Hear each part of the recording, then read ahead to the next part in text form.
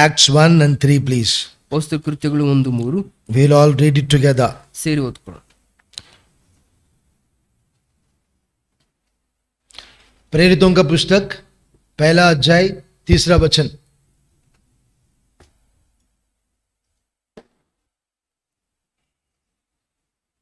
Venu, help him. Ask him to sit beside you. Acts chapter 1 and 3, प्रेरितों का पुस्तक 1 अध्याय और 3 वचन हम सब मिलके पढ़ेंगे. ಅಪೊಸ್ತಲ ಕೃತ್ಯಗಳು 1ನೇ ಅಧ್ಯಾಯ 3ನೇ ವಚನ ಸೇರಿ ఓద్ಕೊಳ್ಳೋಣ. ఆయన శ్రమ పడిన తరువాత 40 దినముల వరకు వారి కగుపడుచు దేవుని రాజ్య విషయములను గూర్చి బోధించుచు అనేక ప్రమాణములను చూపి వారికి తన్ను తాను సజీవునిగా కనపరుచుకొనెను. ఎట్లుంది? తన్ను తాను ఎట్లా చేసినాడంట? సజీవునిగా. He showed himself alive. और अपने आप को जीवित दिखाया है. తనను తాను సజీవనాಗಿ ఆతను తోర్పడిస్తున్నాడు. ప్రార్థన చేసుకుందామా? ప్రార్థన ಮಾಡ್ಕೊಳ್ಳೋಣ. సర్వశక్తిమంతుడైన దేవా, నమ్మదైన తండ్రి, నీవే మాకు ఈ వాక్కు ద్వారా నువ్వు సజీవుడు అని మాతో మాట్లాడుతున్నాం.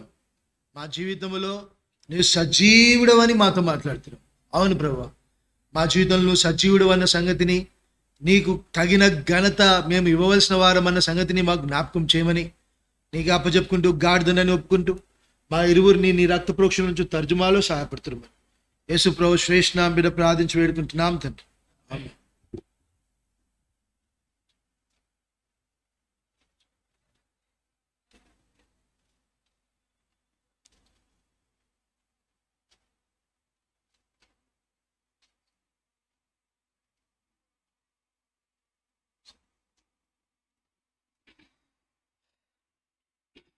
The Lord has shown himself as alive. सजीवनिगा तनु तानु कनपरुचुकुन्नाडु. वो अपने आप को जीवित दिखाया है. ಯೇಸು ಕ್ರಿಸ್ತನು ತನ್ನನ್ನು ತಾನು ಸಜೀವನಾಗಿ ತೋರ್ಪಡಿಸಿಕೊಂಡಿದ್ದಾನೆ. In the life of a believer, Lord always shows himself as a God, as the Lord who is alive, risen from death and grave, victorious and an overcomer. ಈ ರೀತಿಯಲ್ಲಿ ಜಯಿಸಿದವನಾಗಿ ಮರಣವನ್ನು ಆತನು ಮರಣದಿಂದ ಎದ್ದು ಬಂದವನಾಗಿ ಆತನು ತನ್ನ ಜೀವನದಲ್ಲಿ ಸಜೀವನಾಂತ ಕರ್ತನಾಗಿ ಒಬ್ಬ ವಿಶ್ವಾಸಿ ಜೀವನದಲ್ಲಿ ತೋರ್ಪಡಿಸಿಕೊಳ್ತಾನೆ. वो अपने आप को जीवित दिखाता है. हर एक विश्वासी के जीवन में वो अपने आप को समाधि को जयवंत करने वाला, उतना ही नहीं, हर ताकत को अपने अंदर समाने वाले उस तरह से अपने आप को दिखाएगा. ಈ ರೀತಿಯಲ್ಲಿ ಕರ್ತನು ಸಮಸ್ತವನ್ನು ಜಯಿಸಿದವನಾಗಿ ಸಮಸ್ತ ಶಕ್ತಿಗಳನ್ನು ತನ್ನಲ್ಲಿ ಆತನು ಅಡಗಿಸಿದವನಾಗಿ ಈ ರೀತಿಯಲ್ಲಿ ತೋರ್ಪಡಿಸಿಕೊಳ್ತಾನೆ. ಪ್ರಿಯರೇ, यूहन्ना का सुसमाचार 16 और 23 वचन में प्रभु ने बताया, मुझे इस संसार ने सतावट दिया है, तुम भी सतावट में जाओगे. ಯೋಹನ ಸುವಾರ್ತೆ 16ನೇ ಅಧ್ಯಾಯ 33ನೇ ವಚನದಲ್ಲಿ ಲೋಕದಲ್ಲಿ ನನಗೆ ಶ್ರಮೆಗಳು ಉಂಟಾಗಿದೆ, ನಿಮಗೂ ಸಹ ಶ್ರಮೆಗಳು ಉಂಟಾಗುತ್ತೆ ಎಂಬುದಾಗಿ. सतावट के बाद प्रभु यीशु मसीह कुछ अपने आप को दूसरी तरह से दिखा रहा है. ಶ್ರಮೆಗಳ ನಂತರವಾಗಿ ಯೇಸು ಕ್ರಿಸ್ತನು ತನ್ನನ್ನು ತಾನೇ ಒಂದು ಬೇರೆ ಒಂದು ವಿಧಾನದಲ್ಲಿ ಆತನು ತೋರ್ಪಡಿಸಿಕೊಳ್ತಾನೆ. ఏమని రాస్తుంది? తెలుగులో చదువుదామా? మొదటి వచనము, మొదటి లైన్. ఆయన శ్రమ పడిన తర్వాత 40 దినముల వరకు వారి కగుపడుచు అంట. 40 दिन वो उन सब लोगों को वो दिख रहा था सबको. ಈ ರೀತಿಯಲ್ಲಿ 40 ದಿನಗಳವರೆಗೆ ಯೇಸು ಕ್ರಿಸ್ತನು ತನ್ನನ್ನು ತಾನು ಎಲ್ಲರಿಗೂ ಆತನು ತೋರ್ಪಡಿಸಿಕೊಂಡಿದ್ದಾನೆ. कब दिख रहा था?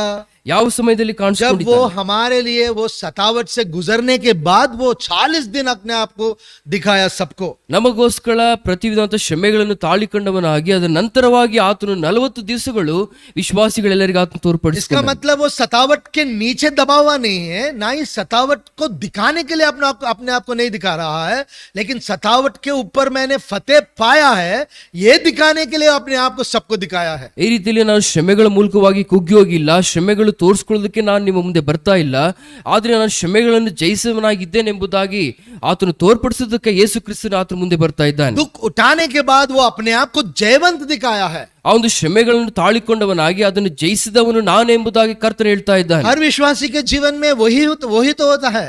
ಪ್ರತಿಯೊಬ್ಬ ವಿಶ್ವಾಸಿ ಜೀವನದಲ್ಲಿ ಒಂದು ಕಾರ್ಯವು ನಡೆಯುವಂತದ್ದಾಗಿದೆ. सतावट के बाद दुख के बाद तुम जयवंत दिखोगे. शैतान तुझसे डरेगा और सारी सतावट तेरे पैरों के नीचे आ जाएगी. ಶ್ರಮೆಗಳ ಮೂಲಕವಾಗಿ ಆ ಒಂದು ಕಠಿಣತೆಗಳ ಮೂಲಕವಾಗಿ ಹಾದು ಹೋದ ಮೇಲೆ ಅದು ನಮ್ಮ ಕಾಲು ಕೆಳಗಡೆ ಬರುತ್ತೆ. ಸೈತಾನನ್ನು ನಾವು ಜಜ್ಜುವಂತವರಾಗಿ ನಾವು ಜಯಿಸುವಂತವರಾಗಿರ್ತೇವೆ. ಪ್ರಿಯರೇ, हाँ, दुख से हम बहुत डरते हैं, है ना? ಈ ಒಂದು ದುಃಖದಿಂದ ನಾವು ಎದುರುಕೊಳ್ಳುವಂತರಾಗಿರ್ತೇವೆ. हाँ, यूहन्ना का 16 और 23 वचन पढ़ेंगे हम. ಯೋನ್ ಸುವಾರ್ತೆ 16:33. John 16:33 please. ಯೋನ್ ಸುವಾರ್ತೆ 16:33. It's a very beautiful verse. ಅದೆಷ್ಟು We'll all ಒಂದು read together. ವಚನವಾಗಿದೆ, ಸೇರಿ ಓದ್ಕೊಳ್ಳೋಣ. हाँ, मैंने ये बातें These things I have तुम्हें spoken इसलिए to you that कहा in me might have peace. जो कि तुम्हें मुझसे In the world they shall have शांति मिले. tribulation, संसार but में with good cheer, तुम्हें I have overcome क्लेश the होता world. है, परंतु धाड़स बांधो, मैंने संसार को क्या किया? उसने जीत लिया. He has overcome this world. ನಾನು ಲೋಕವನ್ನು ಜಯಿಸಿದ್ದೇನೆಂಬುದಾಗಿ. हाँ, संसार को जीत लिया. दुख के द्वारा जाते हुए, आ- सतावट के द्वारा जाते हुए इस प्रभु यीशु मसीह ने संसार को जीत लिया. ಶ್ರಮೆಗಳ ಮೂಲಕವಾಗಿ, ದುಃಖದ ಮೂಲಕವಾಗಿ ಕರ್ತನು ಹಾದು ಹೋಗುತ್ತಾ ಅದ್ರ ಮೂಲಕವಾಗಿ ಅದನ್ನು ಜಯಿಸಿದವನಾಗಿ ಈ ಲೋಕವನ್ನು ಆತನು ಜಯಿಸಿದ್ದಾನೆ. विश्वासी के जीवन में जब दुख आते हैं, उसको संसार को जीतने की ताकत मिलती है. जो अन्य लोग रहते हैं, वो सतावट या दुख के द्वारा जाते हैं तो उसके नीचे ही दब जाते हैं. ಈ ರೀತಿಯಲ್ಲಿ ಕ್ರೈಸ್ತವೇತರಿಗೆ ದುಃಖಗಳು, ಒಂದು ಸನ್ನಿವೇಶಗಳು ಬರುವಾಗ ಅದರ ಒಂದು ಕುಗ್ಗಿ ಹೋಗಿ ಅವರು ಬಿದ್ದು ಹೋಗ್ತಾರೆ. ಆದ್ರೆ ಕ್ರೈಸ್ತವರಿಗೆ ಈ ಒಂದು ಸನ್ನಿವೇಶಗಳ ಮೂಲಕವಾಗಿ ಜಯಿಸುವಂತ ಜೀವಿತಕ್ಕೆ ಅವರು ಸೇರ್ತಾರೆ. ಪ್ರಿಯ, The blessedness of a believer is, a born again child is, when he goes through these kind of sufferings, he comes out to be an alive person. But those who are in this world, they will be oppressed under their own depression. ಈ ರೀತಿಯಲ್ಲಿ ಒಬ್ಬ ವಿಶ್ವಾಸಿಗಳು ಒಂದು ಶ್ರಮೆಗಳ ಮೂಲಕವಾಗಿ ಹಾದು ಹೋದ ಮೇಲೆ ಜಯಿಸುವಂತರಾಗಿ ಹೊರಗಡೆ ಬರ್ತಾರೆ. ಆದ್ರೆ ಲೋಕದವರು ನಾವು ನೋಡ್ತೇವೆ, ದೇವರನ್ನು ತಿಳಿದುಕೊಳ್ಳದೇ ಇರುವಂತವ್ರು ಅದ್ರ ಕೆಳಗೆ ಕುಗ್ಗಿ ಹೋಗ್ತಾರೆ. दुख के बारे में सोचते रहो तो तुम्हें बदला लेने का इरादा आ जाएगा. लेकिन प्रभु यीशु मसीह दुख के बाद दुख को जयवंत किया है, संसार को जयवंत किया है. जो सतावट से जाता है, दुख के द्वारा जाता है, उसका अंतिम परिणाम यह है कि वो संसार को जीत लेगा. अगर तुम संसार को जीत नहीं पा रहे हो तो दुख के नीचे हो. ಈ ರೀತಿಯಲ್ಲಿ ಒಂದು ಶ್ರಮೆಗಳ ಮೂಲಕವಾಗಿ ಹಾದು ಹೋಗುವಾಗ, ದುಃಖದ ಸನ್ನಿವೇಶ ನಾವು ಇತರ ಮೇಲೆ ಸೇಡು ತೀರಿಸ್ಕೋಬೇಕಂತ ಆಲೋಚನೆ ಬರುವಾಗ ನಾವು ಸೋತುವಂತ ಜೀವಿತಕ್ಕೆ ಹೋಗ್ತೇವೆ. ಆದರೆ ಯೇಸು ಕ್ರಿಸ್ತನ ಮೂಲಕವಾಗಿ ನಾವು ಇಂದು ಶ್ರಮೆಗಳ ಮೇಲೆ ನಾವು ಜಯಿಸುವಾಗ ಲೋಕದ ಮೇಲೆ ಜಯಿಸುವಂತ ಜೀವಿತನ ಹೊಂದಿಕೊಳ್ತೇವೆ. ಪ್ರಿಯ, If you are going through sufferings, the end result of it is that you will overcome this world. But if you are unable to overcome the lust of this world or any kind of passion of this world, that means you are under the power of this grief. ಈ ಒಂದು ನಾವು ಶ್ರಮೆಗಳನ್ನು ನಾವು ಜಯಿಸುವಂತ ಶಕ್ತಿ ನಾವು ಪಡೆದುಕೊಳ್ಳುವಾಗ ಲೋಕದ ಮೇಲೆ ನಾವು ಜಯಿಸುವಂತ ಶಕ್ತಿ ಪಡೆದುಕೊಳ್ತೇವೆ. ಒಂದು ವೇಳೆ ಅದ್ರ ಜಯಿಸಲಾರ ಶಕ್ತಿ ಇರುವಾಗ ಅದ್ರ ಕೆಳಗೆ ಕುಗ್ಗಿ He ಹೋಗ್ತೇವೆ. showed 40 days himself to be a victorious Lord. वो 40 दिन अपने आप को जयवंत प्रभु की तरह दिखाया है. 40 ದಿನಗಳು ಕರ್ತನಾದ ಯೇಸು ಕ್ರಿಸ್ತನ ಆತನು ಜಯಿಸುವಂತ ಕರ್ತನೆಂಬುದಾಗಿ ಎಲ್ಲರಿಗೂ ಆತನು ತೋರ್ಪಡಿಸಿಕೊಂಡಿದ್ದಾನೆ. How many years did Israelites sojourn? Israel ಪ್ರಜೆಗಳು ಎಷ್ಟು ಒಂದು ವರ್ಷಗಳು ಪ್ರಯಾಣ ಮಾಡಿದರು? How many years? कितने साल वो उस अरण्य में वो संचार करते रहे? 40 साल, 40 years, 40 वर्ष. संवत्सराल. हाँ? And in all those 40 years, the Lord has been with them. In the same way, in these 40 days, the Lord is telling that in all your pilgrimage to the journey towards Canaan, I will be a God victorious to you. इस सारी 40 दिन की इस यात्रा में, यानी कि परमेश्वर के बुलावा आने तक तुम्हारी जो यात्रा है, इसमें मैं अपने आप को जयवंत तुम्हारे जीवन में साबित करूंगा. ಯಾವ ರೀತಿಯಲ್ಲಿ 40 ವರ್ಷದ ಕಾಲದಲ್ಲಿ ಇಸ್ರಾಯೇಲ್ ಪ್ರಜೆಗೆ ದೇವರ ಆತನು ಸಂಚರಿಸುತ್ತಾ ಅವರ ಜೊತೆಯಲ್ಲಿದ್ದು ಕಾಪಾಡ್ತಾ ಬಂದನು, ಭದ್ರಪಡಿಸಿದನು. ಅದೇ ರೀತಿಯಲ್ಲಿ 40 ದಿನಗಳ ಈ ಒಂದು ವರ್ಷ ಕಾಲದಲ್ಲಿ ನಮ್ಮ ಜೀವಿತದ ಕಾಲವು ಕನಾನ್ ದೇಶಕ್ಕೆ ನಾವು ಸೇರಿದವರೆಗೂ ಸಹ ಕರ್ತ ನಮ್ಮ ಜೊತೆಯಲ್ಲಿದ್ದು ನಮ್ಮನ್ನು ಕಾಪಾಡುತ್ತಾ ಸಂರಕ್ಷಿಸಿ ಆತನು ಗಮ್ಯಕ್ಕೆ ನಡೆಸುವತನಾಗಿದ್ದಾನೆ. विश्वासी के जीवन में प्रभु यीशु मसीह जयवंत और जीवित है. ಒಬ್ಬ ವಿಶ್ವಾಸಿ ಜೀವನದಲ್ಲಿ ಕರ್ತನು ಆತನು ಸಜೀವನಾಂತ ಕರ್ತನಾಗಿ ಆತನು ಜಯಿಸಿದಂತ To us is a ಕರ್ತನಾಗಿದ್ದಾನೆ. power. Unto those who are being saved is a power. उद्धार के लिए, बचाए जाने वाले के लिए वो ताकत है. ಈ ರೀತಿಯಲ್ಲಿ ರಕ್ಷಣೆ ಹೊಂದಿಕೊಳ್ಳೋರಿಗೆ ಈ ಒಂದು ಕರ್ತನ ಶಕ್ತಿಯು ಅವರಿಗೆ ಸಾಮರ್ಥ್ಯ ಕೊಡುವಂತದ್ದಾಗಿದೆ. What kind of a power is it? It is alive. वो किस तरह की ताकत है? वो जीवित ताकत है और जयवंत ताकत है. ಇದು ಸಜೀವಂತ ಶಕ್ತಿ ಆಗಿರಲು ಮನುಷ್ಯನಿಗೆ ಆತನು ಜಯಿಸುವಂತ ಶಕ್ತಿಯು ಮನುಷ್ಯನಿಗೆ ಅದು ತುಂಬುವಂತದ್ದಾಗಿದೆ. In every Christian believer's life, the Lord shows himself to be a victorious God and always an alive God. हर एक विश्वासी के जीवन में परमेश्वर अपने आप को जीवित दिखाता है और जयवंत साबित करता है. ಪ್ರತಿಯೊಬ್ಬ ವಿಶ್ವಾಸಿಯ ಜೀವನದಲ್ಲಿ ಕ್ರೈಸ್ತರ ಜೀವನದಲ್ಲಿ ಯೇಸು ಕ್ರಿಸ್ತನ ಆತನು ಜಯಿಸುವಂತ ಕರ್ತನಾಗಿ ಆತನು ಸಜೀವನಾದಂತ ಕರ್ತನಾಗಿ ಆತನು ತೋರ್ಪಡಿಸಿಕೊಳ್ತಾನೆ. If you feel you are rejected, if you feel you are dejected, and if you feel you are always losing the ground, that means the Lord Jesus is not alive in your life. The Lord is not showing that life into you. अभी भी इस संसार से तुम हारे जा रहे हो, अपने दुख के कारण तुम्हें दबे जा रहे हो. इसका मतलब प्रभु यीशु मसीह तुम्हारे जीवन में जयवंत नहीं दिख रहा है. ಈ ರೀತಿಯಲ್ಲಿ ಶ್ರಮೆಗಳ ಮೂಲಕವಾಗಿ ನೀನು ಸೋತು ಹೋಗ್ತಿರುವಾಗ, ಲೋಕದ ಒಂದು ಹಿಡಿತಕ್ಕೆ ನೀನು ಬರುವಾಗ, ಅದರ ದಬ್ಬಾಳಿಕೆಯಲ್ಲಿ ನೀನು ಕೆಳಗಡೆ ಬರ್ತಾ ಇರುವಾಗ ಏನು ತೋರಿಸ್ತಾ ಇದೆ ಅಂತಂದ್ರೆ ಇನ್ನು ಸಹ ಕರ್ತನ ಜಯಿಸುವಂತ ಶಕ್ತಿ ನಿನ್ನಲ್ಲಿ ಕಾರ್ಯಸಾಧಕವಾಗಿಲ್ಲ ಎಂಬುದಾಗಿ. प्रभु यीशु मसीह कब जीवित हुआ? ಯೇಸು ಕ್ರಿಸ್ತನು ಯಾವ ಸಮಯದಲ್ಲಿ ಜೀವಿತನಾದನು? गाड़े जाने के बाद जीवित हुआ. ఆతను ఊనల్పట్టದ ಮೇಲೆ జీవితనాదను. సమాధి చేయబడిన తర్వాత సజీవుడైనాడు గాని ఆయన మరణించగానే, శిలువలో మరణించగానే సజీవుడు కాలేదు. సమాధి అనుభవం లేకపోతే నీవు సజీవుడు కావు. तेरे जीवन में तू उस गाड़े जाने की अनुभव में नहीं आओगे तो प्रभु यीशु मसीह तेरे अंदर जीवित दिखेगा ही नहीं. ಈ ರೀತಿಯಲ್ಲಿ ಸಮಾಧಿ ಮಾಡಲ್ಪಟ್ಟಂತ ಅನುಭವ ನಮ್ಮ ಜೀವನದಲ್ಲಿ ಒಂದು ವೇಳೆ ಬರದೇ ಹೋದ್ರೆ ನಾವು ಯೇಸು ಕ್ರಿಸ್ತನೊಟ್ಟಿಗೆ ಆ ಜಯಿಸುವಂತ ಸಜೀವ ಅಂತ ಒಂದು ಅನುಭವಕ್ಕೆ ನಾವು ಎಂದಿಗೂ ಬರೋದಕ್ಕೆ ಸಾಧ್ಯವಿಲ್ಲ ಪ್ರಿಯರೇ. प्रभु अंदर की सजीवड़े. Lord is alive for everyone.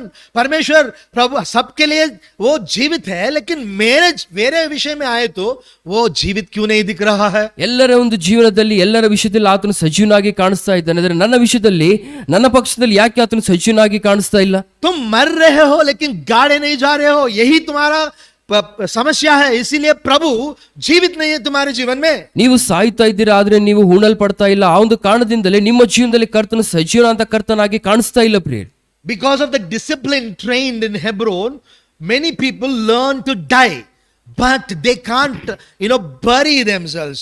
हमारे इस कलीसिया में जो शिक्षा दिया जाती है, उसके वजह से सारे विश्वासी मरने के लिए मरना सीख सकते हैं, लेकिन अपने आप को गाड़ने के अनुभव में लेने आने से वो कतराते हैं. ಈ ರೀತಿಯಲ್ಲಿ ಒಂದು ಹೆಬ್ರೋನ್ ಸಹವಾಸದಲ್ಲಿ ನಾವು ನೋಡುವಾಗ ನಮಗೆ ಒಂದು ಮರಣದ ಅನುಭವಕ್ಕೆ ಆ ಒಂದು ಶ್ರಮೆಗಳ ಮೂಲಕವಾಗಿ ಹೋಗುವಂತ ಒಂದು ತರಫೀದು ನಮಗೆ ಸಿಗುತ್ತೆ, ಆದ್ರೆ ನಾವು ಉಣಲ್ಪಡುವಂತ ಅನುಭವಕ್ಕೆ ನಾವು ತರುವುದಿಲ್ಲ ಪ್ರಿಯರೇ. अगर तुम गाड़े नहीं जाओगे तो ನಾವು ಸಮಾಧಿ ಮಾಡಲ್ಪಡದೆ ಹೋದ್ರೆ तुम्हारे अंदर से उस बदला लेने की बू आती रहती है. ನಿಮ್ಮಿಂದ ಒಂದು ಸೇಡು ತೀರಿಸಿಕೊಳ್ಳುವಂತ ಒಂದು ದುರ್ವಾಸನೆ ಬರುವಂತದ್ದಾಗಿದೆ. अपनी इच्छा पूर्ण करने की भू आती रहती है. ಇಚ್ಛೆಗಳನ್ನು ತೀರಿಸಿಕೊಳ್ಳುವಂತ ಒಂದು ದುರಾಶೆಗಳು ಮೇಲಕ್ಕೆ ಬರುವಂತದ್ದಾಗಿದೆ. प्रभु परमेश्वर के वचन में एक बात लिखा गया है. ಕರ್ತನ ವಾಕ್ಯದಲ್ಲಿ ಮಾತು ಹೇಳಲ್ಪಟ್ಟಿದೆ. याकूब जब एसाव की वस्त्र पहनकर आया, ಯಾಕೋಬನು ತನ್ನ ಅಣ್ಣನಾದ ಏಸಾವನ ವಸ್ತ್ರ ಹಾಕಿಕೊಳ್ಳುವಾಗ उस धरती की उस अच्छी सी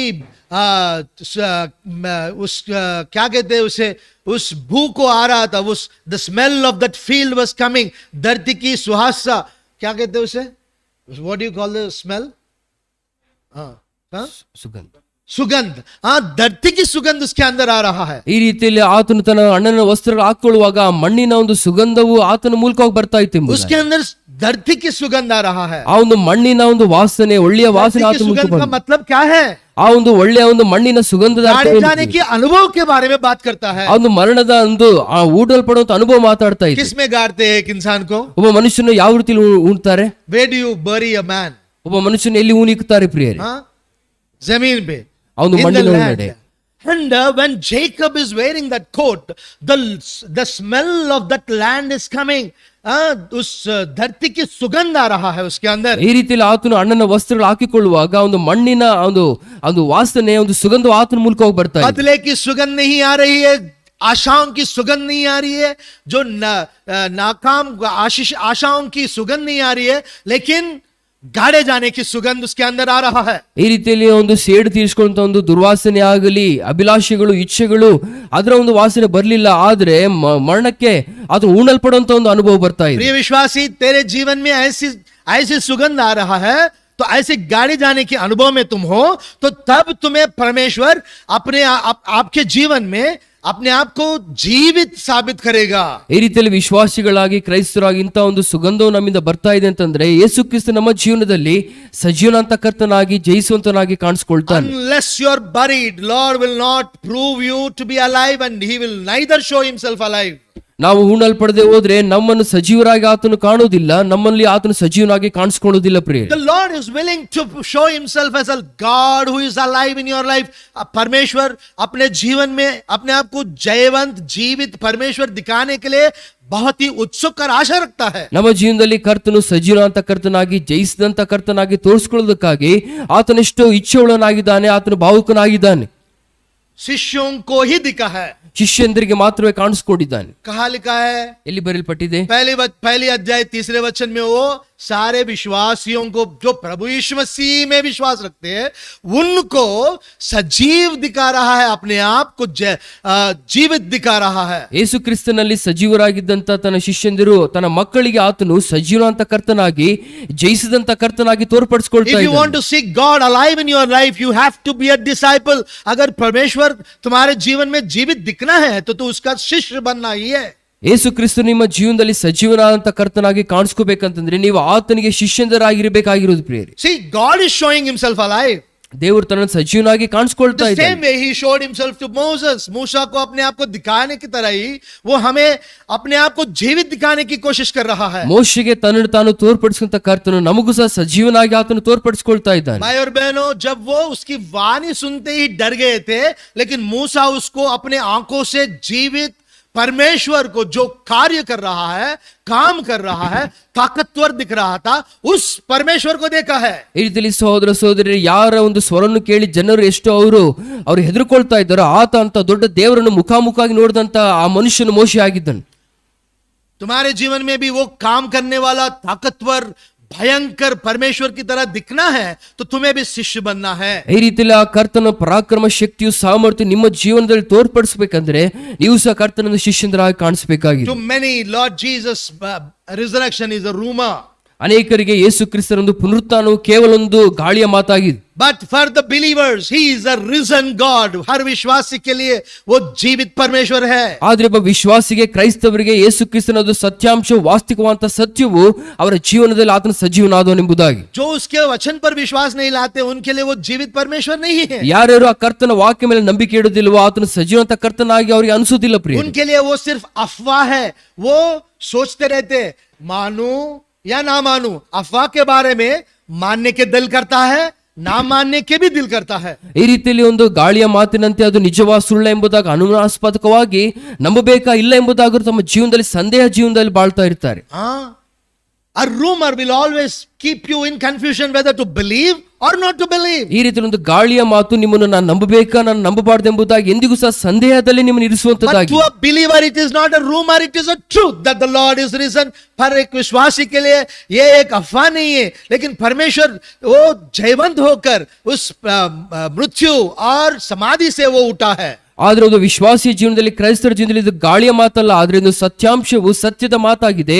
ಆತನು ಜಯಿಸಿದವನಾಗಿ ಸಜೀವಂತ ಕರ್ತನಾಗಿ ಅವರಲ್ಲಿದ್ದಾನೆಂಬುದಾಗಿ. एक विश्वासी के लिए ये सच्चाई है. ಒಬ್ಬ ವಿಶ್ವಾಸಿಯ ಜೀವನದಲ್ಲಿ ಇದು ಸತ್ಯದ ಮಾತಾಗಿದೆ. आपके जीवन में ये सच्चाई कितना तक खरा होता है? ನಿಮ್ಮ ಜೀವನದಲ್ಲಿ ಇದು ಸತ್ಯದ ಮಾತಾಗಿ ಎಷ್ಟು ಮಟ್ಟಿಗೆ ಅದು To ಸಾರ್ಥಕವಾಗಿದೆ, what extent this life of God is being proved in your life? ಎಷ್ಟು ಮಟ್ಟಿಗೆ ಇದು ಕರ್ತನ ಒಂದು ಸಜೀವಂತ ದೇವರೆಂಬುದಾಗಿ ನಿಮ್ಮ ಜೀವನದಲ್ಲಿ ಅದು He ರುಜುವಾತಾಗಿದೆ. is the Jesus who is alive. ಯೇಸು ಕ್ರಿಸ್ತನು ಸಜೀವನಾಂತ ದೇವರೆಂಬುದಾಗಿ In your situations, ನಿಮ್ಮ ಪರಿಸ್ಥಿತಿಗಳಲ್ಲಿ, तुम्हारे परिस्थितियों में, ನಿಮ್ಮೊಂದು ಸನ್ನಿವೇಶಗಳಲ್ಲಿ, तुम्हारे सवालों में, ನಿಮ್ಮೊಂದು ಸವಾಲುಗಳಲ್ಲಿ, तुम्हारी आशाओं में, ನಿಮ್ಮೊಂದು ಇಚ್ಛೆಗಳಲ್ಲಿ, तुम्हारे जरूरतों में, ನಿಮ್ಮ ಅವಸರತೆಗಳಲ್ಲಿ, तुम्हारे मुश्किलों में, ನಿಮ್ಮ ಒಂದು वो ಕಷ್ಟಗಳಲ್ಲಿ एक जीवित परमेश्वर है. ಆತನು ಸಜೀವನಾಂತ वो ಕರ್ತನಾಗಿದ್ದಾನೆ. मरा हुआ परमेश्वर नहीं है. ಆತನು ಸತ್ತಂತ ಕರ್ತನಲ್ಲ ಪ್ರಿಯರೇ. सूली पे लटकने वाला परमेश्वर नहीं है. ಶಿಲುಬೆಯಲ್ಲಿ ತೂಗಾಡುವಂತ ಕರ್ತನ उन ಆತನಲ್ಲ. दोनों को फतेह करके वो जीवित और जयवंत परमेश्वर है. ಬಾಯಿ ಮಾತ್ರ ಇರುವಂತ ಕರ್ತನಲ್ಲ, ಆದ್ರೆ ಗಾಳಿಯ ಮಾತ್ರ ಕರ್ತನಲ್ಲ, ಮರಣವನ್ನು ಜಯಿಸಿದಂತ ಜಯಶಾಲಂತ ಕರ್ತನಾಗಿದ್ದಾನೆ. The problem with the believer is he cannot see a risen Jesus Christ. He is still struggling to bring himself to the grave. एक विश्वासी की समस्या है कि वो जीवित परमेश्वर को नहीं देख सकता है.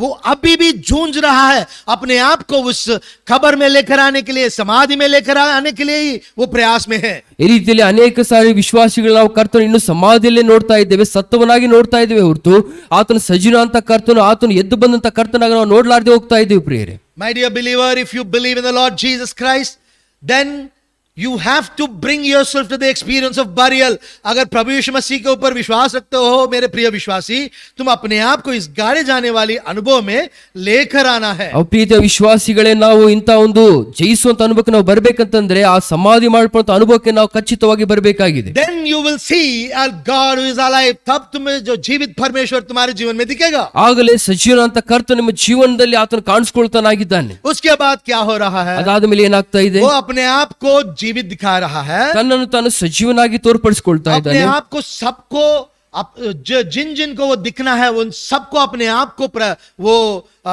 दिखा रहा है. ಯಾರ್ಯಾರಿಗೆ ಆತನು ಕಾಣಿಸಬೇಕಾಗಿತ್ತೋ ಎಲ್ಲರಿಗೂ ಸಹ ಆತನು ದರ್ಶನ ಕೊಡ್ತಾ ಇದ್ದಾನೆ. उसके बाद एक काम कर रहा है. ಅದಾದ್ಮೇಲೆ ಕರ್ತನೊಂದು ಕಾರ್ಯ ಮಾಡ್ತಾ ಇದ್ದಾನೆ. परमेश्वर की राज्य के बारे में सिखा रहा है. ಕರ್ತನು ತನ್ನ ರಾಜ್ಯದ ಕುರಿತಾಗಿ ಆತನು ಪ್ರಖ್ಯಾತಿ ಮಾಡ್ತಾ ಇದ್ದಾನೆ. परमेश्वर के राज्य के बारे में ज्ञान दे रहा है.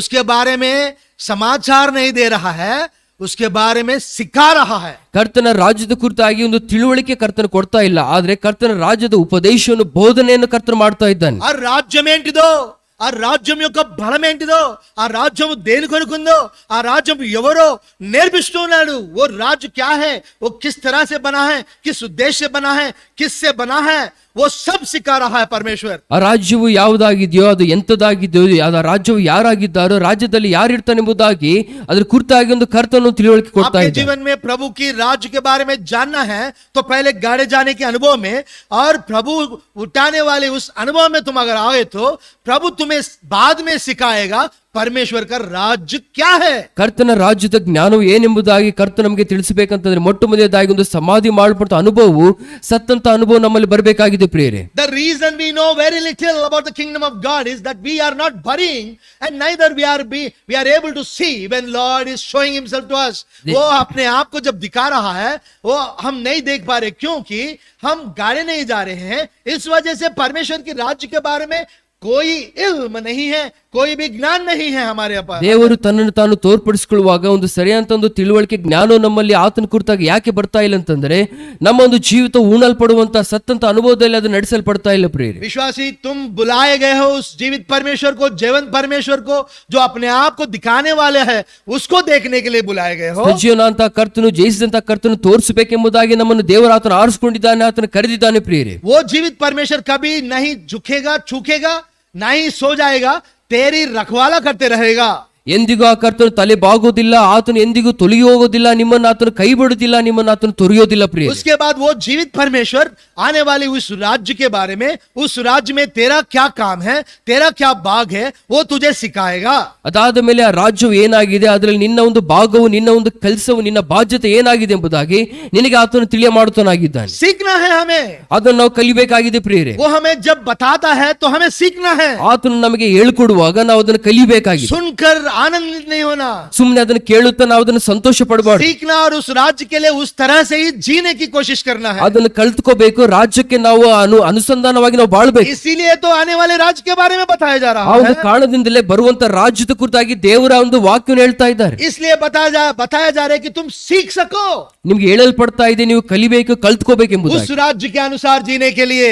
ರಾಜ್ಯಕ್ಕೆ ಅನುಸಾರವಾಗಿ ನಾವು ಬಾಳ್ಬೇಕೆಂಬುದಾಗಿ. जब तुम सीखोगे ನಾವು ಅದನ್ನು ಕಲ್ತ್ಕೊಳ್ಳುವಾಗ तुम अधिकारी बन जाओगे. ನಾವು ಅಧಿಕಾರಿಗಳಾಗ್ತೇವೆ. जब तुम सीखोगे ಅದು ನಾವು ಕಲ್ತ್ಕೊಳ್ಳುವಾಗ तुम राजा बन जाओगे. ನಾವು ಅರಸರುಗಳಾಗ್ತೇವೆ. जब तुम सीखोगे ನಾವು ಕಲ್ತ್ಕೊಳ್ಳುವಾಗ परमेश्वर की दुल्हन बन जाओगे. ದೇವರ ವಧುವನ್ನು ನಾವು ಆಗ್ತೇವೆ. जब तुम सीखोगे ನಾವು ಕಲ್ತ್ಕೊಳ್ಳುವಾಗ उसके साथ तुम आने वाले राज्य में राज्य करोगे. ಬರುವಂತ ರಾಜ್ಯದಲ್ಲಿ ನಾವು ಆಳ್ವಿಕೆಯನ್ನು जब ಮಾಡ್ತೇವೆ. तुम सीखोगे ನಾವು ಕಲ್ತ್ಕೊಳ್ಳುವಾಗ परमेश्वर के साथ तुम बैठ सकोगे. ದೇವರೊಟ್ಟಿಗೆ ಸಿಂಹಾಸನ ಆಸೀನರಾಗ್ತೇವೆ. जब तुम सीखोगे ನಾವು ಕಲ್ತ್ಕೊಳ್ಳುವಾಗ परमेश्वर को ही आलोचना देने वाली ताकत में आ जाओगे. ದೇವರಿಗೆ ಆಲೋಚನೆ ಕೊಡುವಂತ ಆಲೋಚಕರಾಗಿ ನಾವು ಜ್ಞಾನ परमेश्वर को ಪಡೆದುಕೊಳ್ಳುತ್ತೇವೆ. ही आलोचना देने वाली ताकत में कब आ सकते हो? ದೇವರಿಗೆ ಆಲೋಚನೆ ಕೊಡುವಂತ ಆಲೋಚಕರ ಒಂದು ಜ್ಞಾನಕ್ಕೆ ನಾವು ಯಾವ ದಿನ ಸೇರ್ತೇವೆ? वो तुम्हें अपने राज्य के बारे में सिखाता है तब तुम्हें सीखते हो.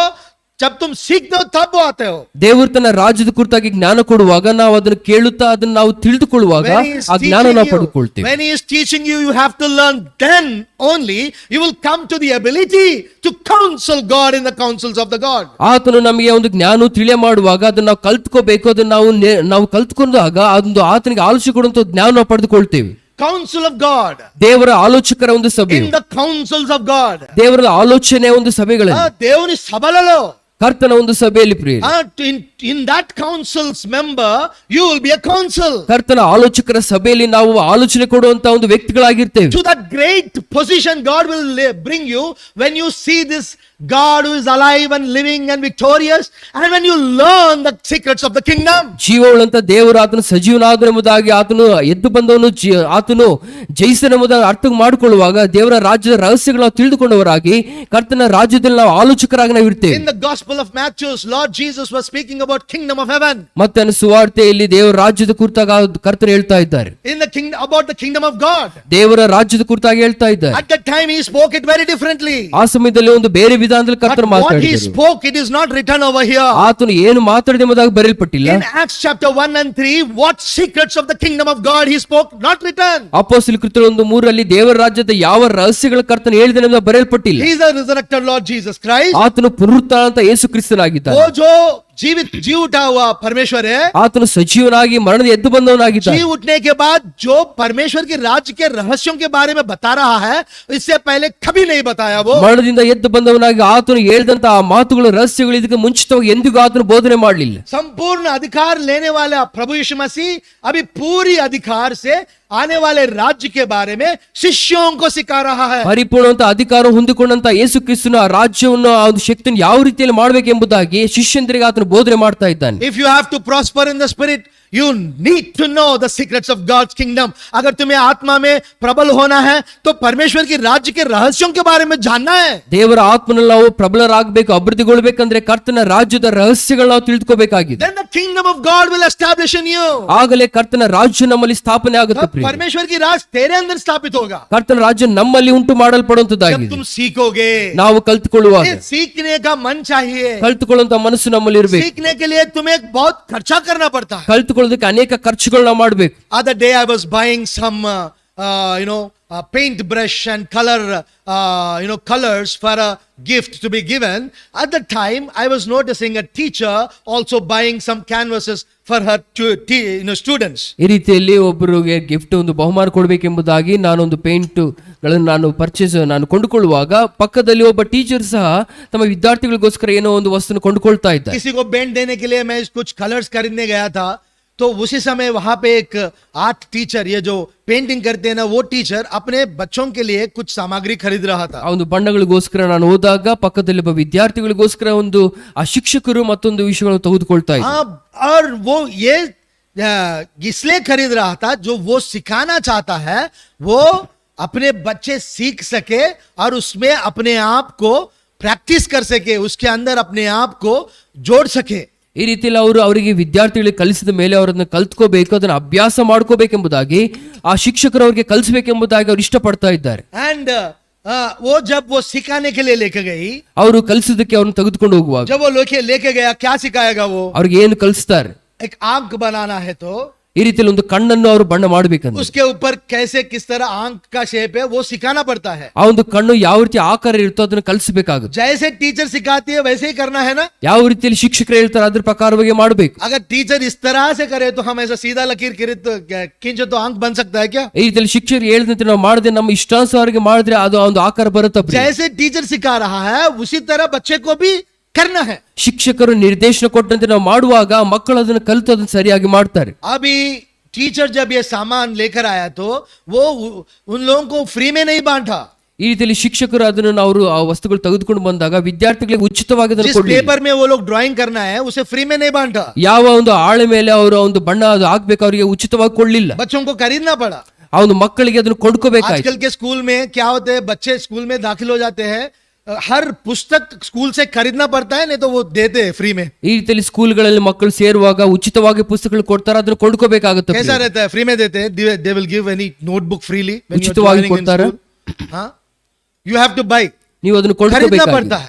ಅದನ್ನು उसके लिए ಕೊಂಡ್ಕೋಬೇಕು. कुछ रकम चुकाना पड़ता है. ಅದಕ್ಕೆ ನೀವು ಒಂದು ಕ್ರಯವನ್ನು ಸಲ್ಲಿಸಬೇಕು. सिखाने के लिए, सिखवाने के लिए, सीखने के लिए खर्चा होता है. अपने आप को खर्च करना पड़ता है. ಈ ರೀತಿಯಲ್ಲಿ ಕಲಿಯೋದಕ್ಕೆ, ಕಲಿಸೋದಕ್ಕೆ, ಕಲ್ತುಕೊಳ್ಳೋದಕ್ಕೆ ಒಂದು ಕ್ರಯ ಸಲ್ಲಿಸಬೇಕು. ಆ ಕ್ರಯ ನಾವು ಸಲ್ಲಿಸಬೇಕು ಪ್ರಿಯ. खर्चा का मतलब क्या है? ಒಂದು ಖರ್ಚು ಸಲ್ಲಿಸಿ ಕರ್ತವ್ಯ तेरे ಏನು? पास जो है तू खो रहा है ನಿಮ್ಮಲ್ಲಿ ಇರುವಂತದ್ದು ನೀವು ಅದನ್ನು ಖರ್ಚು ಮಾಡ್ತಾ कुछ ಇದ್ದೀರಿ. पाने के लिए. ನೀವು ಹೊಂದಿಕೊಳ್ಳೋದಕ್ಕಾಗಿ जो सीख परमेश्वर से आता है वो अनंत है. ಯೇಸು ಕ್ರಿಸ್ತನ ದೇವರಿಂದ ಬರುವಂತ ಒಂದು ಬೋಧನೆಯದು ನಿತ್ಯತ್ವಕ್ಕಿರುವಂತ ಬೋಧನೆ. ಅನ್ನೋದನ್ನ अनंत ज्ञान के लिए जो नाशवान चीजें हैं प्रभु को देने के लिए हम क्यों कतराते हैं? ಆ ಒಂದು ನಿತ್ಯವಂತ ಜ್ಞಾನ ನಾವು ಪಡೆದುಕೊಳ್ಳೋದಕ್ಕಾಗಿ ನಶ್ವರ ಅಂತ ಈ ಭೌತಿಕ ವಸ್ತುಗಳನ್ನ ಆತನ ಕೊಡೋದಕ್ಕೆ ನಾವು ಯಾಕೆ विश्वासी ಹಿಂಜರಿತಾ को ಇದ್ದೀವಿ? प्रभु यीशु मसीह जीवित और जीवंत क्यों नहीं दिखता है और परमेश्वर का ज्ञान क्यों नहीं मिलता है? क्योंकि हम नाशवान चीजों को अपने लिए बहुत ही प्रिय समझते हैं। अनंत ज्ञान के बदले में इसको देने के लिए हम कतरते हैं।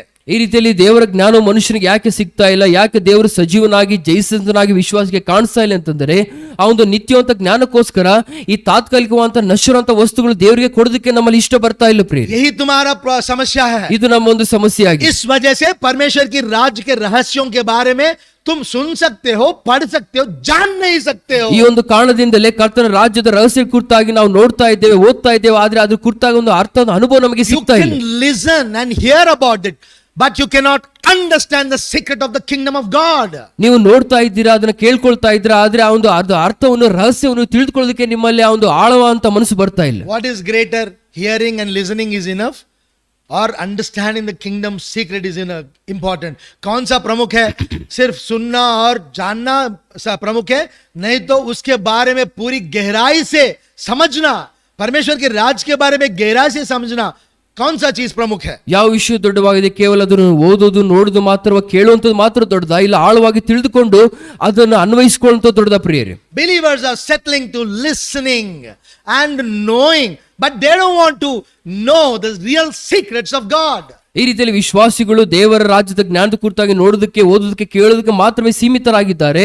ಆದರೆ ತಮ್ಮ ಜೀವಿತವನ್ನು ಪಣವಾಗಿಟ್ಟು ಅದನ್ನು ತಿಳಿದುಕೊಳ್ಳೋದಕ್ಕೆ प्रभु यीशु ಇಷ್ಟಪಡ್ತಾರೆ. मसीह अपने आप को जीवित इस तरह से दिखा रहा था, वो परमेश्वर की राज के रहस्यों को बताते हुए, अपने आप को जीवंत बना दिखाते हुए, अपनी जो हासिल किया वो सब दिखाते हुए अपने आप को तुझे दिखा रहा है, लेकिन तेरे आंखें अभी भी नहीं देख रहे हैं। ದೇವರ ರಾಜ್ಯದ ಜ್ಞಾನವು, ಆ ರಾಜ್ಯದ ಒಂದು ಮರ್ಮಗಳು, ಯೇಸು ಕ್ರಿಸ್ತನ ಎದ್ದು ಬಂದಿದ್ದಾವಂತ ಸತ್ಯವು, ಆತನ ರಾಜ್ಯದ ಮರ್ಮಗಳು ನಮಗೆ ತಿಳಿಯ ಮಾಡ್ತಾ ಇದ್ರು ಸಹ ನಮ್ಮ ಒಂದು ಮನಸ್ಸಿಗೆ ತಿಳುವಳಿಕೆ ಆ ಒಂದು ಸಂಗತಿಗಳು ಅದು ಸೇರ್ತಾ ಇಲ್ಲ प्रिय विश्वासी, प्रभु यीशु मसीह जीवित दिखाने के लिए वो परमेश्वर की राज्यों को तुझे बता रहा है। ಈ ರೀತಿಯಲ್ಲಿ ಯೇಸು ಕ್ರಿಸ್ತನ್ ತನ್ನನ್ನು ತಾನು ಸಜೀವನಾಗಿ ಕಾಣಿಸಬೇಕೆಂಬುದಾಗಿ ದೇವರ ರಾಜ್ಯದ ಒಂದು ರಹಸ್ಯಗಳು, ಮರ್ಮಗಳು ಆತನು ತಿಳಿಯ ಮಾಡ್ತಾ ಇದ್ದಾನೆ. When the Spirit of the Lord comes, where will He lead us? ದೇವರ ಸರ್ವ ಸತ್ಯಕ್ಕೆ ఆతను ನಡೆಸುತ್ತಾನೆ. सर्व सत्यंलोనికి పరిశుద్ధాత్మ దేవుడు వచ్చినప్పుడు తీసుకొని पवित्र आत्मा जब आता है सारी सच्चाई के अंदर लेके जाएगा। ಪರಿಪೂರ್ಣವಂತ ಸತ್ಯದೊಳಗೆ ಪರಿಶುದ್ಧಾತ್ಮ ದೇವರು ನಮ್ಮಲ್ಲಿ ಬರುವಾಗ ಆತನು ನಡೆಸುತ್ತಾನೆ ಪ್ರಿಯರೇ. प्रिय भाई और बहनों, ये सारी सच्चाई प्रभु यीशु मसीह की अनुमति के द्वारा ही पवित्र आत्मा दिखाएगा। ಪ್ರೀತಿಯ ಸಹೋದರ ಸಹೋದರಿಯರೇ, ಪರಿಶುದ್ಧಾತ್ಮ ದೇವರು ಯೇಸು ಕ್ರಿಸ್ತನ ಅನುಮತಿಯಿಂದಲೇ ಪರಿಶುದ್ಧಾತ್ಮ ದೇವರು ಈ ಸತ್ಯಾಂಶಗಳನ್ನು ತಿಳಿಯ परमेश्वर की ಮಾಡ್ತಾನೆ. राज्य के हर सच्चाई को पवित्र आत्मा प्रभु यीशु मसीह की अनुमति के द्वारा ही दिखाएगा। ಆ ಯೇಸು ಕ್ರಿಸ್ತನ ಅನುಮತಿಯಿಂದಲೇ ದೇವರ ರಾಜ್ಯ ಸತ್ಯಾಂಶಗಳು ಎಲ್ಲವನ್ನು ಸಹ ಪರಿಶುದ್ಧಾತ್ಮ ದೇವರು ನಮಗೆ ಆತನು ತಿಳಿಯ ಮಾಡ್ತಾನೆ ಪ್ರಿಯರೇ. प्रभु यीशु के विश्वासी बनकर कितनी सच्चाई इस पवित्र वचन से जाने हैं परमेश्वर के राज्य के बारे में। ಯೇಸು ಕ್ರಿಸ್ತನ ನಾವು ಶಿಷ್ಯಂದರಾಗಿ ಯೇಸು ಕ್ರಿಸ್ತನ ವಾಕ್ಯದ ಕುರಿತಾಗಿ, ಆತನ ರಾಜ್ಯದ ಕುರಿತಾಗಿ ಎಷ್ಟು ಮಟ್ಟಿಗೆ ಸತ್ಯಾಂಶಗಳು ತಿಳಿದುಕೊಂಡಿದ್ದೇವೆ. जो उद्धार पाते हैं, ಒಂದು ರಕ್ಷಣೆ ಪಡೆದುಕೊಂಡಂತವರು, जिनके पाप क्षमा मिलता है, ಪಾಪ ಕ್ಷಮಾಪಣೆ ಪಡೆದುಕೊಂಡಂತವರು, जिनके गुनाहों की माफी मिलती है, ಪಾಪಗಳಿಗೆ ಕ್ಷಮಾಪಣೆ ಹೊಂದಿಕೊಂಡಂತವರು, जिनकी अपराधों की माफी मिलती है, ಯಾರ ಒಂದು ಅತಿಕ್ರಮ उनको ಕ್ಷಮಿಸಲ್ಪಟ್ಟಿದ್ದಾರೆ, परमेश्वर की राज्य के बारे में जानने की एक बहुत ही सुनहरी अवसर मिलता है। ಅವರಿಗೆ ದೇವರ ರಾಜ್ಯ ಕುರಿತಾಗಿ ಮರ್ಮಗಳು ತಿಳಿದುಕೊಳ್ಳುವಂತ ಒಂದು ಅವಸರತೆ, ಒಂದು ಅವಕಾಶ और ಸಿಗುವಂತದ್ದಾಗಿದೆ. किसी को नहीं मिलता ये ಮತ್ತೆ अवसर। ಯಾರಿಗೂ ಇದು ಅವಕಾಶ ಸಿಗುತ್ತಿಲ್ಲ. शैतान और शैतान की कोई ताकत को ये इसके बारे में पता नहीं। ಸೈತಾನನು ತನ್ನ ಒಂದು ಸಮಸ್ತ ಒಂದು ದುರಾತ್ಮಗಳ ಸೇನೆಗಳಿಗೆ ಒಂದು ಅವಕಾಶ ಕೊಡಲ್ಪಟ್ಟಿಲ್ಲ. शैतान को एक ही चीज पता है, ಸೈತಾನಿಗೆ ಒಂದೇ ವಿಷಯ ತಿಳಿದಿದೆ, नरक के बारे में, ನರಕದ ಕುರಿತಾಗಿ अनंत ಮಾತ್ರ, नाश के बारे में, ನಿತ್ಯವಂತ ನಾಶನದ ಕುರಿತಾಗಿ, अनंत जीवन के बारे में शैतान को कुछ भी पता नहीं। ನಿತ್ಯ ಜೀವ ಕುರಿತಾಗಿ ಸೈತಾನಿಗೆ ಏನು ಗೊತ್ತಿಲ್ಲ. वो जानता है परमेश्वर के बच्चों को अनंत जीवन है, ದೇವರ ಮಕ್ಕಳಿಗೆ ನಿತ್ಯ ಜೀವ ಇದೆ ಎಂಬುದಾಗಿ ಆ ಸೈತಾನಿಗೆ ಗೊತ್ತಿದೆ. परमेश्वर के राज्य में है, ದೇವರ ರಾಜ್ಯದಲ್ಲಿ ಅವರು ಇರ್ತಾರೆ ಎಂಬುದಾಗಿ, लेकिन किस तरह का है पता नहीं उसे। ಆ ರಾಜ್ಯವು ಯಾವ ರೀತಿ ಇದೆ ಎಂಬುದಾಗಿ ಆತನಿಗೆ ಗೊತ್ತಿಲ್ಲ. ये चीजें जब यूहन्ना को परमेश्वर बता रहा था, ಈ ಒಂದು ಸಂಗತಿಗಳು ಅಪೊಸ್ತಲ ಅಂತ ಯೋಹನಿಗೆ ದೇವರು ತಿಳಿಯ ಮಾಡುವಾಗ, बताने के बाद उसे सील करने के लिए, उसे फिर जो बचा के रखने के लिए, कोई ना जाने जैसा बचाने के लिए उसको आज्ञा दिया गया। ಆ ಒಂದು ಮಾತುಗಳು ಲಯವಾಗದಂತೆ ಅದನ್ನು ಮುದ್ರಿಸಿ ಅದನ್ನು ಕಾಪಾಡಬೇಕೆಂಬುದಾಗಿ ದೇವರ ಆತ್ಮನು ಯೋಹನಿಗೆ ಆಜ್ಞೆ ಕೊಡ್ತಾ ಇದ್ದಾನೆ. तुम्हें जो परमेश्वर के राज्य बताए जाएंगे, ದೇವರ ರಾಜ್ಯ ಕುರಿತಾಗಿ ನಿಮ್ಗೆ ಹೇಳಲ್ಪಡುವಾಗ शायद परमेश्वर इतने ऊंची और गहराई सच्चाई बताए जाएगा और तुझे उसे बचाने का जिम्मेदारी भी तुझे प्रभु देगा शायद। ಇಷ್ಟು ಮಟ್ಟಿಗೆ ಆತನ ವಾಕ್ಯದ ಒಂದು ಸತ್ಯಗಳು, ರಾಜ್ಯದ ಸತ್ಯಗಳು, ಮರ್ಮಗಳು ಹೇಳ್ಪಡುವಾಗ ಕಾಪಾಡುವಂತ ಬಾಧ್ಯತೆ ನಿಮಗೆ ಕೊಡಲ್ಪಡುವುದು ಎಂಬುದಾಗಿ. जानकारी पहली बात है, जानने के बाद बचाना भी बहुत ही प्रमुख बात है। ಮೊಟ್ಟ ಮೊದಲನೇದಾಗ ಸತ್ಯಗಳು ನಾವು ತಿಳಿದುಕೊಳ್ಳೋದು ಎಷ್ಟು ಪ್ರಾಮುಖ್ಯ, ಅದಕ್ಕಿಂತ ಮಿಗಿಲಾಗಿ ಅದನ್ನ ಕಾಪಾಡಿಕೊಳ್ಳುವಂತ ಅಷ್ಟೇ ಮಿಗಿಲಾದ प्रिय विश्वासी, स्वर्ग के हर अधिकार को जानने के लिए तुम्हें सुनहरी अवसर, जब तुम जन्म लेते हो नया जन्म, ये अवसर तुम्हें मिला है। ನಾವು ತಿರುಗಿ ಜನ್ಮಿಸುವಾಗ ರಕ್ಷಣೆ ಹೊಂದುವಾಗ ಇದನ್ನು ಪರಲೋಕ ರಾಜ್ಯದ ಮರ್ಮಗಳು ಆ ಸತ್ಯಗಳು ಕಾಪಾಡುವಂತ ಬಾಧ್ಯತೆ ಕರ್ತನು ನಮಗೆ ಕೊಟ್ಟಿದ್ದಾರೆ. इसके अंदर की बातें जानना सुनना बड़ी बात नहीं है। ದೇವರ ವಾಕ್ಯದ ಒಂದು ಮರ್ಮಗಳು ಸತ್ಯಗಳು ಅದು ಕೇಳುವಂತದ್ದು ನಾವು ನೋಡುವಂತದ್ದು ಅದು ದೊಡ್ಡ ವಿಷಯವಲ್ಲ. इसके बारे में सोचना बड़ी बात नहीं है। ಇದ್ರ ಕುರಿತಾಗಿ ಆಲೋಚನೆ ಮಾಡುವಂತದ್ದು ದೊಡ್ಡ ವಿಷಯವಲ್ಲ. इसकी जानकारी, गहरी सच्चाई के बारे में तुझे समझना और उसके अनुसार जीना, वो है एक विश्वासी की बुलावा। ಈ ಒಂದು ಆಳವಂತ ಸತ್ಯಗಳು ತಿಳಿದುಕೊಳ್ಳುವಂತದ್ದು, ಅನ್ವಯಿಸಿಕೊಂಡು ಅದ್ರ ಪ್ರಕಾರವಾಗಿ ಜೀವಿಸುವಂತದ್ದೇ ಒಬ್ಬ ಒಂದು ವಿಶ್ವಾಸಿಯ ಕರ್ತನ ಮಕ್ಕಳ ಒಂದು ಕರೆ ಆಗಿದೆ. ಪ್ರಿಯರೇ, किस तरह से जी रहे हो? ಯಾವ ರೀತಿ ನಾವು ಬಾಳ್ತಾ ಇದ್ದೇವೆ? How are you living your Christian life? ಕ್ರೈಸ್ತವ ಜೀವಿತವನ್ನು ಯಾವ ರೀತಿ ಕಳೆಯುತ್ತಾ ಇದ್ದೇವೆ? Knowing the secrets of God, if you march on,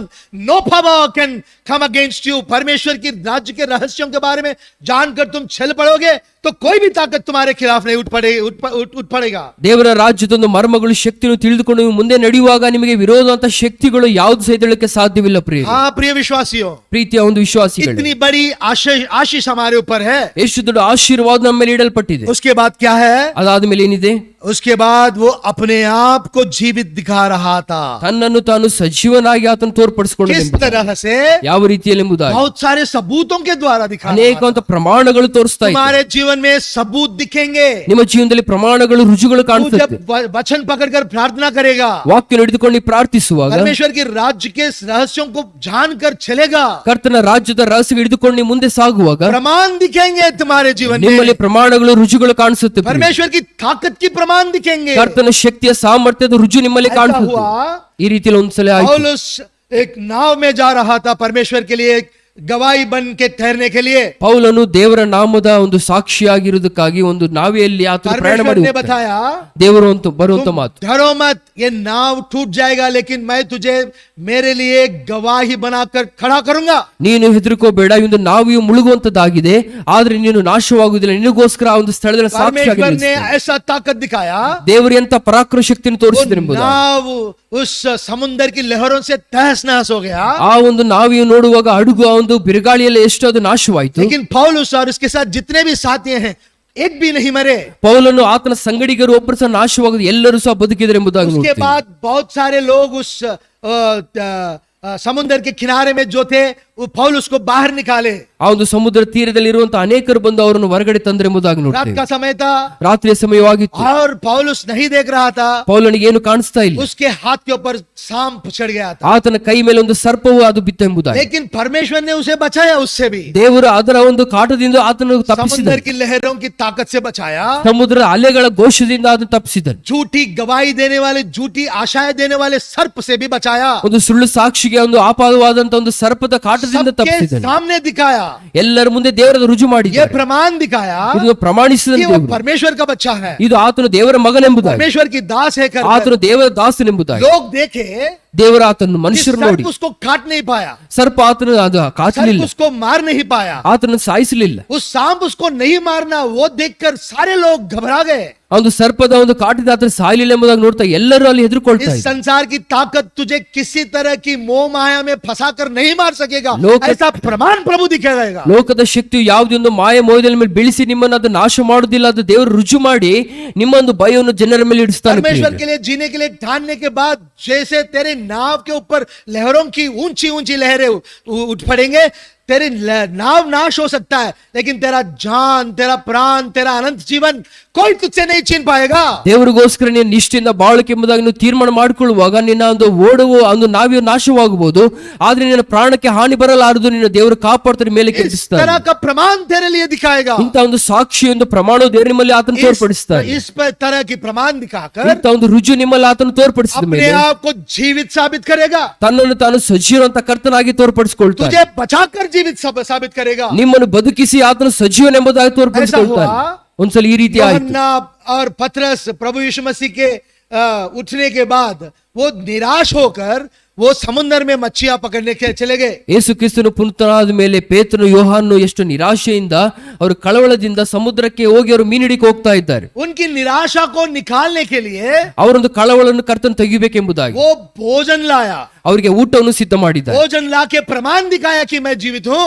ಊಟವನ್ನು ಸಿದ್ಧ ಮಾಡಿ ಆತನು ನಿರೂಪಿಸಿದ್ದಾನೆ, ನಾನು ಸಜ್ಜನ ಅಂತ ದೇವರು. कैसे उनके लिए भोजन बना रहा था, ಊಟವನ್ನು ಸಿದ್ಧ ಮಾಡುವಾಗ ಅವ್ರಿಗೋಸ್ಕರ उनके प्रयास में जहां जहां वे नाकाम थे, ಎಲ್ಲೆಲ್ಲಿ ಅವರು ಆ ಒಂದು ತಮ್ಮ ಒಂದು ಪ್ರಯಾಸದಲ್ಲಿ ನಿಷ್ಫಲಿತರಾದರು, उनको अपने वचन के द्वारा सही जगह पर काम करने की एक सूचना दिया। ಕರ್ತನು ತನ್ನ ಮಾತಿನ ಮೇರೆಗೆ ಸರಿಯಾದ ವಿಧಾನದಲ್ಲಿ ತನ್ನ ಕೆಲಸವನ್ನು ಆತನು ತೋರ್ಪಡಿಸಿದನು ಅವರಿಗೆ. उस सुझाव के द्वारा शिष्यों ने देखा, पतरस, यूहन्ना और उनके साथियों ने देखा कि समुद्र उसको उनकी जाल के नीचे, जाल के अंदर सारे बच्चों को लेकर आया। ಕರ್ತನು ತನ್ನ ಆಲೋಚನೆ ಮುಖಾಂತರವಾಗಿ ಅವರು ನಡೆಸಿದ ಮೇಲೆ ಅವರು ಅದಕ್ಕೆ ಒಳಪಟ್ಟ ಮೇಲೆ ಆ ಒಂದು ಬಲೆ ಬೀಸಿದಾಗ ಎಲ್ಲಾ ಮೀನುಗಳು ಬಂದು ಬಲೆ ಕೆಳಗೆ ಬೀಳುವಂತ ನಾವು ನೋಡ್ತಾ ಇದ್ದೇವೆ. ये प्रमाण से जीवित परमेश्वर उनके सामने खड़ा हुआ, उनको पता चला ಜೀವಳ ದೇವರ ಮುಂದೆ ಇದ್ದಾರೆ, ಜೊತೆ ಇದ್ದಾರೆ ಎಂಬುದಾಗಿ ಪ್ರಾಮಾಣಿಕವಾಗಿ ದೇವರಿಗೆ ರುಜುವಾತ್ ಮಾಡಿದ್ದಾರೆ. मेरी नाकाम जीवन में देव परमेश्वर कामयाब लाएगा, इस तरह की प्रमाण दिखाएगा। ನಿಷ್ಫಲಿತವಾದಂತ ಸೋತುವಂತ ನಿಮ್ಮ ಜೀವನದಲ್ಲಿ ದೇವರ ಆತನು ಸಜ್ಜನಾದ ದೇವರೆಂಬುದಾಗಿ ರುಜುವಾತ್ ಮಾಡ್ಕೊಳ್ತಾನೆ. इस तरह से अपने आप को जीवित साबित करेगा। ಈ ಮೂಲಕವಾಗಿ ಆತನ ಜೀವನದ ದೇವರೆಂಬುದಾಗಿ ರುಜುವಾತ್ तेरी ಮಾಡ್ಕೊಳ್ತಾನೆ. हर नाकामी में वो कामयाबी लाएगा। ಪ್ರತಿಯೊಂದು ನಿಷ್ಫಲಿತವಾದಂತ ಸೋತುವಂತ ಜೀವನದಲ್ಲಿ ದೇವರು ನಿಮಗೆ ಒಂದು ಉದ್ಭವಿಸುತ್ತಾನೆ. ಪ್ರಿಯ, जरूरत है तुझे गाड़े जाने के अनुभव में आना है। ಸಮಾಧಿ ಮಾಡ್ಕೊಂಡು ಹೂಣಲ್ಪಡುವಂತ ಅನುಭವ ನಿಮಗೆ ಬೇಕಾಗಿದೆ. जरूरत है कि तू परमेश्वर की राज्यों का रहस्य सीख कर उसके हिसाब से चलना है। ದೇವರ ರಾಜ್ಯದ ಮರ್ಮಗಳು ರಹಸ್ಯಗಳು ಕಲ್ತುಕೊಂಡು ಅದ್ರ ಪ್ರಕಾರ ಜೀವಿಸುವಂತ ಔಷಧ ನಿಮಗೆ ಬೇಕಾಗಿದೆ. तब परमेश्वर तेरे लिए ऐसे प्रमाण दिखाएगा, ಆಗಲೇ ಕರ್ತನಿಂದ ಪ್ರಮಾಣಗಳು ನಿಮ್ಮ ಜೀವನದಲ್ಲಿ ಆತನು ತೋರ್ಪಡಿಸ್ತಾನೆ. इस तरह की जीवित प्रमाण दिखाएगा। ಇಂತ ಒಂದು ಜೀವವುಳ್ಳಂತ ಪ್ರಮಾಣಗಳನ್ನೆಲ್ಲ ಆತನು उनके ತೋರ್ಪಡಿಸ್ತಾನೆ. जीवन में कभी भी इस तरह की बड़ी मच्छियों को कभी नहीं पकड़े। ನಾವು ಜೀವನದಲ್ಲಿ ಎಂದಿಗೂ ಸಹ ಇಂಥ ದೊಡ್ಡ ಮೀನುಗಳು ಇದುವರೆಗೆ ಹಿಡಿದಿಲ್ಲ ಪ್ರಿಯರೇ. वो खुद आश्चर्य हो गए, ಆಶ್ಚರ್ಯಚಕಿತರಾಗ್ತಾ ಇದ್ದಾರೆ. उसको खींचने की ताकत उसके अंदर नहीं था। ಅದನ್ನು ಎಳೆಯುವಂತ ಶಕ್ತಿ ಅವರಲ್ಲಿ उनके ಸಾಕಾಗಿಲ್ಲ. नावों को उनकी उसकी पकड़ को, बच्चों की पकड़ को समाने की ताकत नहीं था। ಅವರ ನಾವೆಗಳಲ್ಲಿ ಇಷ್ಟು ದೊಡ್ಡ ಮೀನುಗಳು ಇಡುವಂತ ಒಂದು ಶಕ್ತಿಯು ಸಾಮರ್ಥ್ಯ ಇರಲಿಲ್ಲ ಎಂಬುದಾಗಿ. इतनी ऊंची और बड़ी प्रमाण तेरे जीवन में दिखाएगा प्रभु। ಇಷ್ಟು ಉನ್ನತವಾದಂತ ಒಂದು ಪ್ರಖ್ಯಾತಿವಂತ ಒಂದು ಸಮೃದ್ಧಿಯ ಜೀವನ ಕರ್ತನ ತೋರಿಸ್ತಾ ಇದೆ. दुख की बात है, तू अभी भी अपने ही लालसाओं में फंसा है। ಈ ಒಂದು ದುಃಖದ ವಿಷಯ ಅಂತಂದ್ರೆ ಇನ್ನು ಸಹ ಇಂದು ಇಚ್ಛೆಗಳ ಅಭಿಲಾಷೆಗಳನ್ನು दुख ಬಿದ್ದೋಗಿದೆಯಾ. की बात है, ऐसे जीवित परमेश्वर के सामने तू कैसे जा रहा है?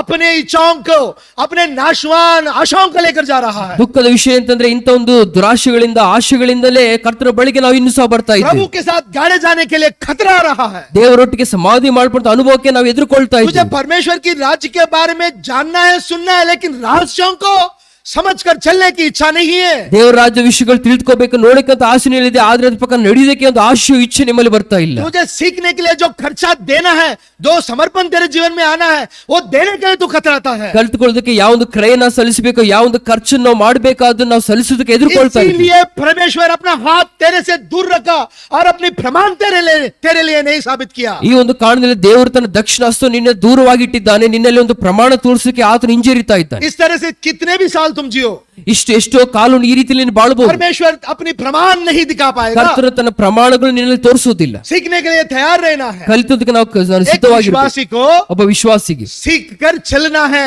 ಕಲಿತುಕೊಂಡು ಅದ್ರ ಪ್ರಕಾರ ನಡಿಬೇಕು. सुनकर नहीं छोड़ देना, ಕೇವಲ ಅದನ್ನ ಕೇಳಿಸ್ಕೊಂಡು ಬಿಟ್ಟು ಬಿಡಬಾರ್ದು. जानकर उसके बारे में मदन करना नहीं, ಅದನ್ನ ತಿಳಿದುಕೊಂಡು ಕೇವಲ ಅದ್ರ ಪ್ರಕಾರ ಮಾತಾಡೋದಲ್ಲ, सुनकर चलना है। ಅದನ್ನ ಕೇಳಿಸ್ಕೊಂಡು ಪ್ರಕಾರ अब ನಡಿಬೇಕು. तेरे जीवन में प्रमाण दिखेंगे, ಆ ಸಮಯದಲ್ಲಿ ನಮ್ಮ ಜೀವನದಲ್ಲಿ ರುಚಿಗಳು ऐसे ಕಾಣಿಸ್ತದೆ. प्रमाण जो आकाश में नहीं थे, ऐसे प्रमाण जो धरती में नहीं थे, ऐसे प्रमाण जो समुद्र की गहराइयों में नहीं है, वैसे प्रमाण दिखेंगे। ಆಕಾಶ ಭೂಮಿಯ ಮಣ್ಣು ಸಮುದ್ರ ಅಂತರಾಳದಲ್ಲಿ ಇಲ್ಲದೆ ಇರುವಂತ ಒಂದು ರುಜುವಾತುಗಳು ದೇವರು ನಮ್ಮ ಜೀವನದಲ್ಲಿ ಆತನ ತೋರಿಸ್ತಾರೆ. ओ सारी प्रमाण दिखाएगा। ಆ ಎಲ್ಲಾ ಒಂದು ವಿಷಯಗಳು ಪ್ರಮಾಣಗಳು ನಮ್ಮ ಜೀವನದಲ್ಲಿ ದೇವರು समुद्र ತೋರಿಸ್ತಾರೆ. की हर गहराई, इस प्रमाण तेरे लिए गवाही खड़े रहेंगे। ಸಮುದ್ರದ ಅಂತರಾಳದ ಆಳದ ಸ್ಥಿತಿಗಳು ಅದು ನಿನಗೆ ಸಾಕ್ಷಿ ಕೊಡುವಂತದ್ದಾಗಿ. उसके बाद वो चलते गए, ಅದಾದ್ಮೇಲೆ ನಡೆಯುತ್ತಾ ಹೋಗ್ತಾ ಇದ್ದಾರೆ. ताकतवर बनते गए, ಅವರು ಶಕ್ತಿವಂತರಾದ್ರು. परमेश्वर की राज्यों की रहस्य के बारे में वो झिझक परमेश्वर के बारे में बताते चले गए। ಕರ್ತನ ರಾಜ್ಯದ ಸುವಾರ್ತೆಯನ್ನು, ಸತ್ಯಾಂಶಗಳು, ಮರ್ಮಗಳನ್ನು ಎಷ್ಟು ಅವರು ಹೆದರಿಕೆಯಿಲ್ಲದೆ ಧೈರ್ಯದಿಂದ ಪ್ರಕಟಣೆ ಮಾಡ್ತಾ ಇದ್ದಾರೆ. सीखे बिना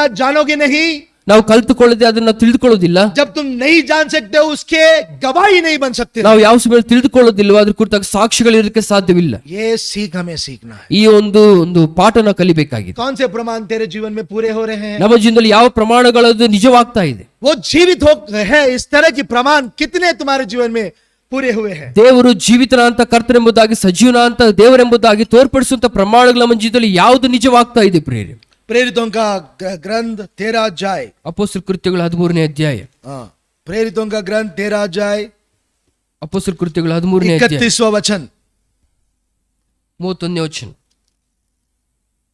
31. ఆయన గలిలియా నుండి యెరూషలేమునకు తనతో కూడా వచ్చిన వారికి అనేక దినములు కనబడెను. వారిప్పుడు ప్రజల ఎదుట ఆయనకు సాక్షులై ఉన్నారు.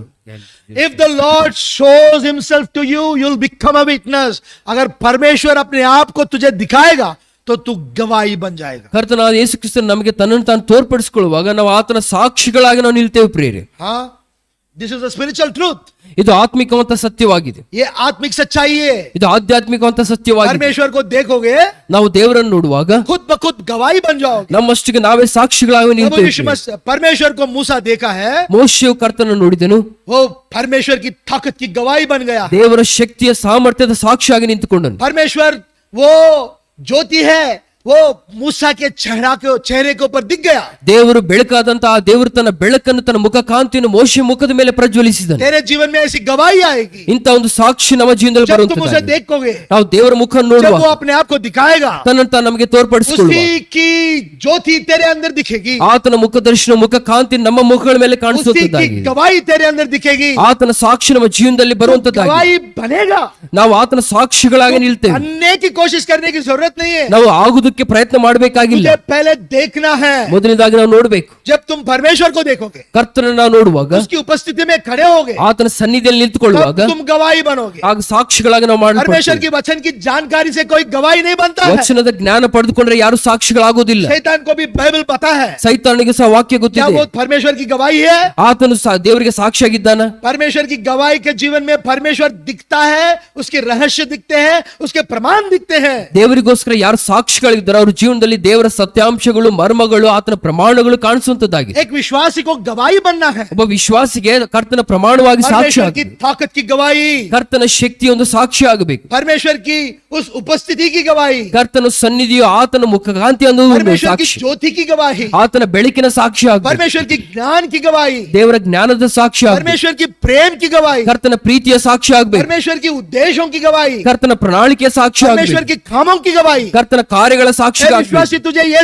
सब चीजों की गवाही बनना है. ವಿಶ್ವಾಸಿಗಳೇ ನಾವು ಈ ಒಂದು ಎಲ್ಲ ವಿಷಯಗಳಿಗೆ ಸಾಕ್ಷಿಗಳಾಗಬೇಕು. लेकिन तू गवाही तभी बनेगा जब तुम परमेश्वर को देखोगे, ದೇವರನ್ನು ನೋಡಿದ್ರೆ ಮಾತ್ರವೇ ನಾವು ಈ ಸಾಕ್ಷಿಗಳಾಗ್ತೇವೆ. जब वो तेरे से बात करेगा, ನಿಮ್ಮೊಟ್ಟಿಗೆ ಕರ್ತನ ಮಾತನಾಡುವಾಗ, जब तुम ये रहस्यों को जानोगे. ಆಗ ಈ ರಹಸ್ಯಗಳನ್ನು तुझे ತಿಳಿದುಕೊಳ್ತೀವಿ. जाकर परमेश्वर से पूछना है, ನೀವು ಹೋಗಿ ಕರ್ತನೊಂದಿಗೆ ನೀವು ಕೇಳಬೇಕು, स्वर्ग के राज्य के रहस्यों को मुझे सिखाओ. ಸ್ವರ್ಗ ರಾಜ್ಯದ ಮರ್ಮಗಳು ಕರ್ತನಿಗೆ ನನಗೆ ತಿಳಿಯ जब वो ಮಾಡುವುದು. सिखाएगा, ಆತನು ತಿಳಿಯ ಮಾಡ್ತಾನೆ. तू बेझिझक उसकी गवाही बन जाएगा. ನೀವು ಹಿಂಜರಿಯದೆ ನೀವು ಯಾವ ಮಾತಕ್ಕೆ ಬೀಳದೆ ಆತನ तेरे अंदर डर ಸಾಕ್ಷಿಗಳಾಗ್ತೀವಿ. नहीं रहेगा. ಯಾವ ಭಯವು ನಿಮ್ಮಲ್ಲಿ ಸ್ಥಳ तेरे अंदर ಮಾಡಿಕೊಳ್ಳಿ. कोई भी आलोचना नहीं आएगा. ಯಾವುದೊಂದು ವ್ಯಾಕುಲತೆ ಆಲೋಚನೆ ಬರುವುದಿಲ್ಲ. और तू परमेश्वर के लिए धैर्यवान और बेझिझक गवाही बनेगा. ಕರ್ತನಿಗೋಸ್ಕರ ಹಿಂಜರಿದಂತ ಧೈರ್ಯ ಉಳ್ಳಂತ ಒಬ್ಬ ಸಾಕ್ಷಿಯಾಗಿ क्योंकि तूने ನಿಂತುಕೊಳ್ತೀವಿ. परमेश्वर को जाना है, ಯಾಕಂದ್ರೆ ನೀವು ದೇವರನ್ನೇ क्योंकि ತಿಳ್ಕೊಂಡಿದ್ದೀವಿ. परमेश्वर की उपस्थिति को जाना है, ದೇವರ ಸನ್ನಿಧಿ ಏನೆಂಬುದು क्योंकि ನಿಮಗೆ ಗೊತ್ತಿದೆ. परमेश्वर की ज्ञान तुझे मिला है, ದೇವರ ಜ್ಞಾನ ನೀವು क्योंकि ಪಡೆದುಕೊಂಡಿದ್ದೀವಿ. परमेश्वर की उस रहस्यों की भंडार तुझे मिला है. ದೇವರ ರಹಸ್ಯಗಳ ಧನಗಾರವನ್ನು ನೀವು ಪಡೆದುಕೊಂಡಿದ್ದೀಯ. उस तरह की खजाने से तू और भी बड़ा ताकतवर गवाही बन जाएगा. ಆ ಒಂದು ಧನಗಾರದ ಒಂದು ಸಮೃದ್ಧಿಯಿಂದ ನೀನು ಮತ್ತಿಷ್ಟು ಶಕ್ತಿವಂತನಾಗಿ ನೀನು जिसको ಬದಲಾಗ್ತೀಯ. उसकी रहस्यों की खजाना मिलता है, ಆತನ ಒಂದು ರಹಸ್ಯಗಳು ಮರ್ಮಗಳ ಒಂದು ಧನಗಾರ ಒಂದು ನಿಧಿ ಯಾರಿಗೆ ಸಿಗ್ತಾ ಇದೆಯೋ, मैं पूरे धैर्य से बता सकता हूं, वो सारे संसार को हिला देने वाली ताकतवर गवाही बनेगा. ನಾವೆಷ್ಟು ಧೈರ್ಯವಂತರಾಗಿ ಹೇಳುವಂತ ವಿಷಯದಿಂದ ಸರ್ವ ಲೋಕವನ್ನು ಕದಲಿಸುವಂತ ಶಕ್ತಿಯು ಸಾಮರ್ಥ್ಯ ಆ ವ್ಯಕ್ತಿಯಲ್ಲಿ ಬರುವಂತದ್ದಾಗಿದೆ. तेरे जीवन में कौन सी चीजों को हिलाना है? ನಿಮ್ಮ ಜೀವನದಲ್ಲಿ ಯಾವ ವಿಷಯಗಳನ್ನ ನೀವು ಆದ್ರೆ उन ಕದಲಿಸಬೇಕಾಗಿದೆ. सारे चीजों को हिलाने के लिए ಆ ಎಲ್ಲಾ ವಿಷಯಗಳನ್ನ ಕದಲಿಸಬೇಕಂದ್ರೆ परमेश्वर को देखने की जरूरत है. ದೇವರನ್ನು ನೀವು ನೋಡ್ಬೇಕಾಗಿದೆ. अगर तू नहीं देखेगा ನೀವು ನೋಡಲಾರದೆ ಹೋದ್ರೆ तो गवाही नहीं बनेगा. ಸಾಕ್ಷಿ ಆಗುವುದಿಲ್ಲ. देखने के लिए ನೀವು ಅದು तेरे ನೋಡ್ಬೇಕಂದ್ರೆ आंखों को ನಿಮ್ಮ ಕಣ್ಣುಗಳನ್ನು परमेश्वर के लिए, ದೇವರಿಗೋಸ್ಕರ उसको परमेश्वर के लिए ही सौंपना है, ದೇವರಿಗೋಸ್ಕರ ಮೀಸಲಾಗಿಡಬೇಕಾಗಿದೆ. उसको परमेश्वर के लिए प्रतिष्ठित करना है, ದೇವರಿಗೋಸ್ಕರ ಅದು ಪ್ರತಿಷ್ಠಿತವಾಗಬೇಕಾಗಿದೆ. और किसी चीज को देखने के लिए नहीं देना चाहिए. ಬೇರೆ ಯಾವುದು ನಿಶ್ಚಿತವಾದ ನೋಡ್ಬೇಕಾಗಿಲ್ಲ. तुम्हारी समस्याओं को देखने के लिए आंखों को नहीं सौंपना, ಸಮಸ್ಯೆಗಳಿಗೋಸ್ಕರ ನಿನ್ನ ಕಣ್ಣುಗಳನ್ನ ಮೀಸಲಾಗಿಡಬೇಡ. तेरी बलहीनता को देखने के लिए आंखों को नहीं सौंपना, ನಿನ್ನ ಬಲಹಿತಗಳು ನೋಡ್ಬೇಕು, ನಿನ್ನ ಕಣ್ಣುಗಳನ್ನ तेरी ಮೀಸಲಾಗಿಡಬೇಡ. जरूरतों को देखने के लिए आंखों को नहीं सौंपना. ನಿನ್ನ ಅವಶ್ಯಕತೆಗಳಿಗೋಸ್ಕರ ಕಣ್ಣುಗಳನ್ನ परमेश्वर को ಮೀಸಲಾಗಿಡಬೇಡ. देखना है, ದೇವರನ್ನು ನಾವು सिर्फ ನೋಡ್ಬೇಕು. परमेश्वर को देखना है, ಕೇವಲ ದೇವರನ್ನು ಮಾತ್ರ तब ನೋಡಿ. ही जान पाओगे, ಆಗಲೇ ನೀವು ತಿಳಿದುಕೊಳ್ತೀರ, कब जाके गवाही बनोगे, ಆಗಲೇ ನೀವು कब ಸಾಕ್ಷಿಗಳಾಗಿರ್ತೀರ, जाके गवाही बनोगे। ಆಗಲೇ ನೀವು ये ಸಾಕ್ಷಿಗಳಾಗಿರ್ತೀರ. परमेश्वर तुझे सिखाता है। ಇದು ಕರ್ತ ನಮಗೆ ಕಲಿಸ್ತಾ उसी ಇದ್ದಾನೆ. अध्याय 13 अध्याय में 23वां वचन पढ़ेंगे। 13ನೇ ಅಧ್ಯಾಯ Acts 33ನೇ chapter ವಚನ. 13 and 33 please। 33ನೇ ವಚನ. 13 and 33 13ನೇ ಅಧ್ಯಾಯ 33ನೇ ವಚನ. shall we all read together? ನಾವೆಲ್ಲರೂ ಸೇರಿ ಓದ್ಕೊಳ್ಳೋಣ. ಅಪೊಸ್ತಲ ಕೃತ್ಯಗಳು 13:33. कि परमेश्वर ने यीशु God को fulfill the same unto जिलाकर their children in वही that day. प्रतिज्ञा Raised up हमारी Jesus again, संतान as के it is लिए also written, पूरी की, second जैसे Samuel, दूसरे Lord, वचन my में भी son, this day लिखा have I है, begotten तू thee. मेरे प्रभु है, आज मैं हूं ही ने तुझे क्या किया है, जन्माया है। somebody read it in English please।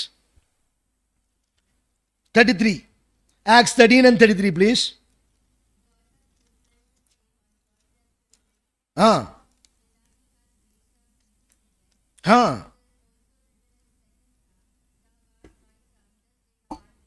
हाँ, when he raises you, ಆತನು ಎಬ್ಬಿಸುವಾಗ, जब तुझे जिलाएगा और जीवित करेगा, ಆತನು ಎಬ್ಬಿಸುವಾಗ, ನಿಮ್ಮನ್ನು ಮೇಲಕ್ಕೆ ತರುವಾಗ, अपने आप को दिखाकर ತನ್ನನ್ನು ತಾನು ತೋರ್ಪಡಿಸಿಕೊಳ್ಳುವಾಗ इससे ये साबित होता है ಇದು ರುಜುವಾತಾಗ್ತಾ कि ಇದೆ, तू उसका बेटा है। ನೀನು ಆತನ ಮಗನು जो ಮಗಳೆಂಬುದಾಗಿ. अपने आप को दिखाएगा, ತನ್ನನ್ನು ತಾನು किस ತೋರ್ಪಡಿಸಿಕೊಳ್ಳುವಾಗ तरह से दिखा रहा है, ಯಾವ ರೀತಿಯಲ್ಲಿ अपने ತೋರ್ಪಡಿಸಿಕೊಳ್ತಾನೆ, ताकत से दिखा रहा ತನ್ನ है। ಶಕ್ತಿಯ ಮೂಲಕವಾಗಿ वो जिस ತೋರಿಸ್ತಾನೆ. तरह से तेरे जीवन में काम कर रहे उस तरह से दिखा रहा है। ಯಾವ ರೀತಿಯಲ್ಲಿ ತನ್ನ ಶಕ್ತಿಯನ್ನು ನಿಮ್ಮ ಕಾರ್ಯ ಸಾಧಕ ಮಾಡ್ತಾ ಇದ್ದಾನೆ ತೋರಿಸ್ತಾ ಇದ್ದಾನೆ. कौन सा काम कर रहा है? ಯಾವ ಕಾರ್ಯವನ್ನು ಮಾಡ್ತಾ तुझे ಇದ್ದಾನೆ? नाशवान जीवन से जीवित कर रहा है। ನಾಶವಂತ ಜೀವಿತದಿಂದ ಮೇಲಕ್ಕೆ ಎಬ್ಬಿಸ್ತಾ इस ಇದ್ದಾನೆ. काम से अपने आप को दिखा रहा ಈ है। ಕಾರ್ಯದ ಮೂಲಕವಾಗಿ ತನ್ನ ತಾನು ತೋರ್ಪಡಿಸ್ತಾ ಇದ್ದಾನೆ. ऐसा काम तेरे जीवन में जब कर रहा है, ಈ ಕಾರ್ಯವು ದೇವರು ನಿಮ್ಮ ಜೀವನದಲ್ಲಿ ಮಾಡುವಾಗ ये साबित होता है ಇದು ರುಜುವಾತಾಗ್ತಾ ಇದೆ, परमेश्वर का बच्चा है। ನೀನು ಕರ್ತನ ಮಗಳೆಂಬುದಾಗಿ. सारी दुनिया जानेगी, ಸರ್ ಲೋಕವೆಲ್ಲ सारी ತಿಳಿದುಕೊಳ್ಳುತ್ತೆ, कायनात जानेगी, ಸರ್ ಲೋಕವು ಬ್ರಹ್ಮಾಂಡವು सारी ತಿಳಿದುಕೊಳ್ಳುತ್ತೆ, सृष्टि जानेगी, ಸೃಷ್ಟಿ ಎಲ್ಲವೂ ತಿಳಿದುಕೊಳ್ಳುತ್ತೆ. परमेश्वर का बच्चा है। ನೀನು ದೇವರ ಮಗನೆಂಬುದು ऐसी प्रमाण दिखाएगा, ಇಂಥ ಒಂದು ಪ್ರಮಾಣವು ये ದೇವರು प्रमाण ತೋರಿಸ್ತಾನೆ. कि तू परमेश्वर का बच्चा है। ನೀನು ದೇವರ ಮಗನೆಂಬುದಂತ जब ಪ್ರಮಾಣವು तू उसके साथ जिला उठेगा, ಆತನೊಟ್ಟಿಗೆ ನೀನು ಎಬ್ಬಿಸಲ್ಪಡುವಾಗ, जब तू झिल उठ के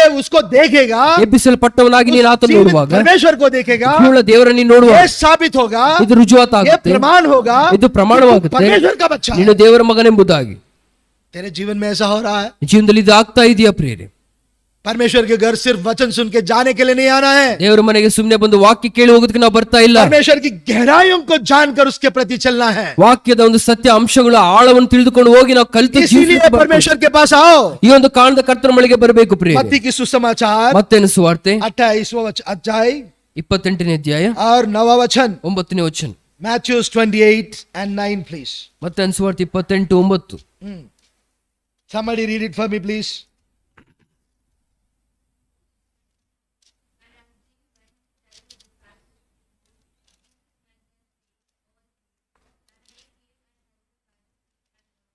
हाँ, वो जब तुम्हें मिलेगा, ಆತನು ನಿಮಗೆ ಸಿಗುವಾಗ ಪ್ರಿಯರೇ, जो अपने आप को दिखाएगा, ತನ್ನನ್ನು ತಾನು ನಿಮಗೆ एक ತೋರ್ಪಡಿಸಿಕೊಳ್ಳುವಾಗ, विश्वासी तब आराधना कर पाएगा। ಆ ಸಮಯದಲ್ಲಿ ಒಬ್ಬ ವಿಶ್ವಾಸಿ ಆರಾಧನೆ ಮಾಡಬಲ್ಲನು. एक विश्वासी को उसको पैरों को पकड़ने की मौका मिलेगा। ಒಬ್ಬ ವಿಶ್ವಾಸಿಗೆ ಕರ್ತನ ಪಾದಗಳು ಹಿಡಿಯುವಂತ ಒಂದು ಅವಕಾಶ तू ಸಿಗುತ್ತೆ. देखा ही नहीं, ನೀನು ನೋಡಲಾರದೆ ಹೋದ್ರೆ, जाना ही नहीं, ನೀನು ತಿಳಿದುಕೊಳ್ಳಾರದೆ समझा ही ಹೋದ್ರೆ, नहीं, ಅರ್ಥ ಮಾಡ್ಕೊಳ್ಳದೆ कोई ಹೋದ್ರೆ, रहस्य तुझे भेद नहीं हुआ, ಯಾವ ರಹಸ್ಯ ನಿಮಗೆ ಬಯಲುಪಡಿಸಲ್ಪಟ್ಟಿದೆ, कैसे उसके पैरों को पकड़ोगे, ನೀವು ಯಾವ ರೀತಿ ಆತನ ಪಾದಗಳು कैसे उसकी ಹಿಡಿದುಕೊಳ್ತೀರಿ, आराधना करोगे। ಯಾವ ರೀತಿ ಆತನಿಗೆ ಆರಾಧನೆ एक ಸಲ್ಲಿಸ್ತೀರಿ. विश्वासी के जीवन में ऐसी कमी दिख रही है, ಒಬ್ಬ ವಿಶ್ವಾಸಿ ಜೀವನದಲ್ಲಿ ಎಂದಿಗೂ ಕಾಣಿಸುವುದಿಲ್ಲ. बिना जाने आराधना कर रहे हैं, ಅರ್ಥ ಮಾಡಿಕೊಳ್ಳದೇನೆ ಆರಾಧನೆ बिना ಮಾಡ್ತಾ जाने ಇದ್ದಾರೆ. उसके पैरों को पकड़ने की धोखे में है।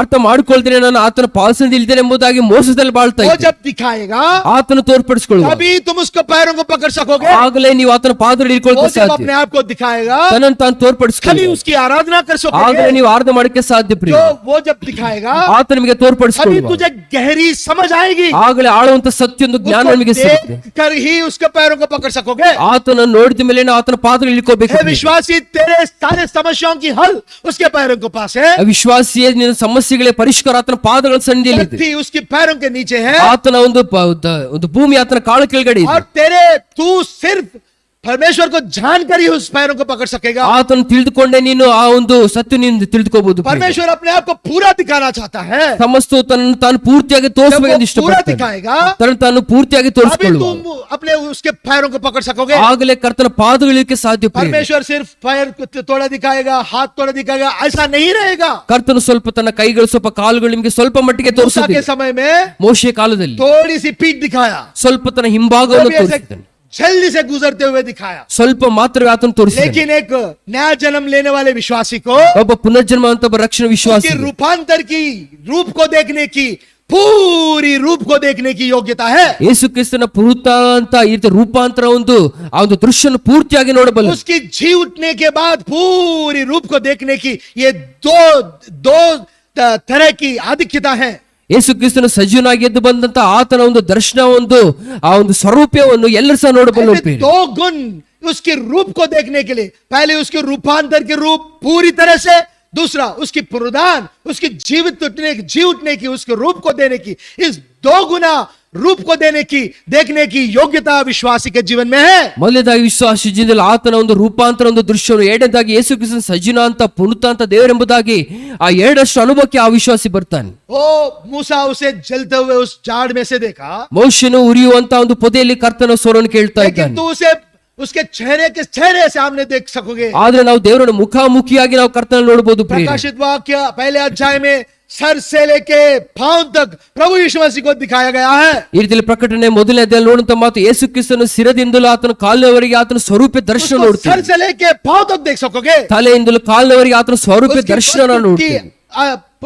गहराइयों के तक देख सकोगे। ಆತನ ಒಂದು ಸ್ವರೂಪ ದರ್ಶನದ ಆಳದವನ್ನು ನಾವು उसका ನೋಡ್ತೀವಿ. चलना फिरना देख सकोगे। ಆತನ ನಡೆಯುವಂತ ಸಂಗತಿಗಳನ್ನ वो जो ನೋಡ್ತೀವಿ. काम कर रहा है देख सकोगे। ಆತನ ಕಾರ್ಯಗಳನ್ನ ನಾವು ನೋಡ್ತೀವಿ. उसके पीठ को देख सकोगे। ಆತನ ಹಿಂಭಾಗವನ್ನು ನಾವು उसकी ನೋಡ್ತೀವಿ. ताकत को देख ಆತನ सकोगे। ಶಕ್ತಿ ನಾವು ನೋಡ್ತೀವಿ. उसकी सारी ज्ञान को देख सकोगे। ಆತನ ಸಮಸ್ತ ಜ್ಞಾನವನ್ನು ನಾವು उसकी ನೋಡ್ತೀವಿ. सारी योग्यता को देख सकोगे। ಸಮಸ್ತ ಜ್ಞಾನವನ್ನು ನಾವು ನೋಡ್ತೀವಿ. तभी जाकर उसके पैरों को पकड़ सकोगे। ಆಗಲೇ ನಾವು ಆತನ ಪಾದಗಳಿಗೆ ಸಾಧ್ಯವು. तभी जाके उसकी आराधना कर सकोगे। ಆಗಲೇ ಆತನ ಆರಾಧನೆ ಮಾಡೋದಕ್ಕೆ ಸಾಧ್ಯವು. हे विश्वासी, तेरी योग्यता इस तरह की है। ಏ ವಿಶ್ವಾಸಿಗಳ ನಿಮ್ಮ ಯೋಗ್ಯತೆ ಇಷ್ಟರ ಮಟ್ಟಿಗೆ जो ಹೆಚ್ಚಿಸಲ್ಪಟ್ಟಿದೆ. जीवित परमेश्वर है उसको देख सकोगे। ಜೀವಳ ದೇವರನ್ನು ನೋಡುವಂತ ಆಧಿಕ್ಯತೆ, तेरे उद्धारकर्ता को आंखों से आंखों में मिलाकर देख सकोगे। ನಿಮ್ಮ ರಕ್ಷಣ ಕರ್ತನ ದೇವರನ್ನು ಮುಖಾಮುಖಿ ಕಣ್ಣುಗಳಿಗೆ परमेश्वर के ನೋಡುವುದು, वचन के द्वारा देख सकोगे। ವಾಕ್ಯಾನುಸಾರವಾಗಿ ನೋಡಬಲ್ಲ. कलीसिया के इस संगति के द्वारा देख सकोगे। ಸಭೆಯ ಸಹವಾಸದಲ್ಲಿ ಇದ್ದುಕೊಂಡು ನೀವು ನೋಡಬಹುದು. उसको पैरों को प्रार्थना के द्वारा पकड़ने से देख सकोगे। ಪ್ರಾರ್ಥನೆ ಮೂಲಕ ಆತನ ಪಾದಗಳು ಹಿಡಿಯೋಕೆ ನಿಮಗೆ ಸಾಧ್ಯ. दानियेल के उस अनुभव में ಪೆನಿಯಲ್ಲಿ ಅನುಭವದಲ್ಲಿ ನೋಡ್ತೀವಿ. याकूब परमेश्वर के पैरों को पकड़ा। ಯಾಕೋಬನು ದೇವರ ಪಾದಗಳು ಹಿಡಿತಾ ಇದ್ದಾನೆ. तब तक जो खतरा बना था उसके लिए, उसके पैर पकड़ने के बाद वो खतरा आशीष बन गया उसके लिए। ಆತನಿಗೋಸ್ಕರ ಕಾಯುವಂತ ಒಂದು ವಿಪತ್ತು ಸಂಕಟ ಆತನಿಗೋಸ್ಕರ ಪಾದ ಹಿಡಿದ ತಕ್ಷಣ ಆತನಿಗೆ ಆಶೀರ್ವಾದಕ್ಕೂ ಬದಲಾಯಿತು. जो खतरा आशीष कैसा बनता है? ಯಾವ ಒಂದು ವಿಪತ್ತು ಆಶೀರ್ವಾದ ಯಾವ ರೀತಿ उसके ಬದಲಾಗುತ್ತೆ? पैरों को पकड़ने के ಆತನ लिए। ಪಾದಗಳು ಹಿಡಿದ ಮೇಲೆ ಪ್ರಿಯರೇ, लेकिन तुम कब पकड़ सकोगे उसके पैरों को? ಯಾವ ಸಮಯದಲ್ಲಿ ಆತನ ಪಾದಗಳು जो ಹಿಡಿದುಕೊಳ್ತೀವಿ? अपने आप को दिखाएगा तब, ಯಾವಾಗ ತನ್ನ ತಾನು ದೇವರು ನಮಗೆ जब ತೋರ್ಪಡಿಸಿಕೊಳ್ತಾನೆ. परमेश्वर तुझे दिखाएगा।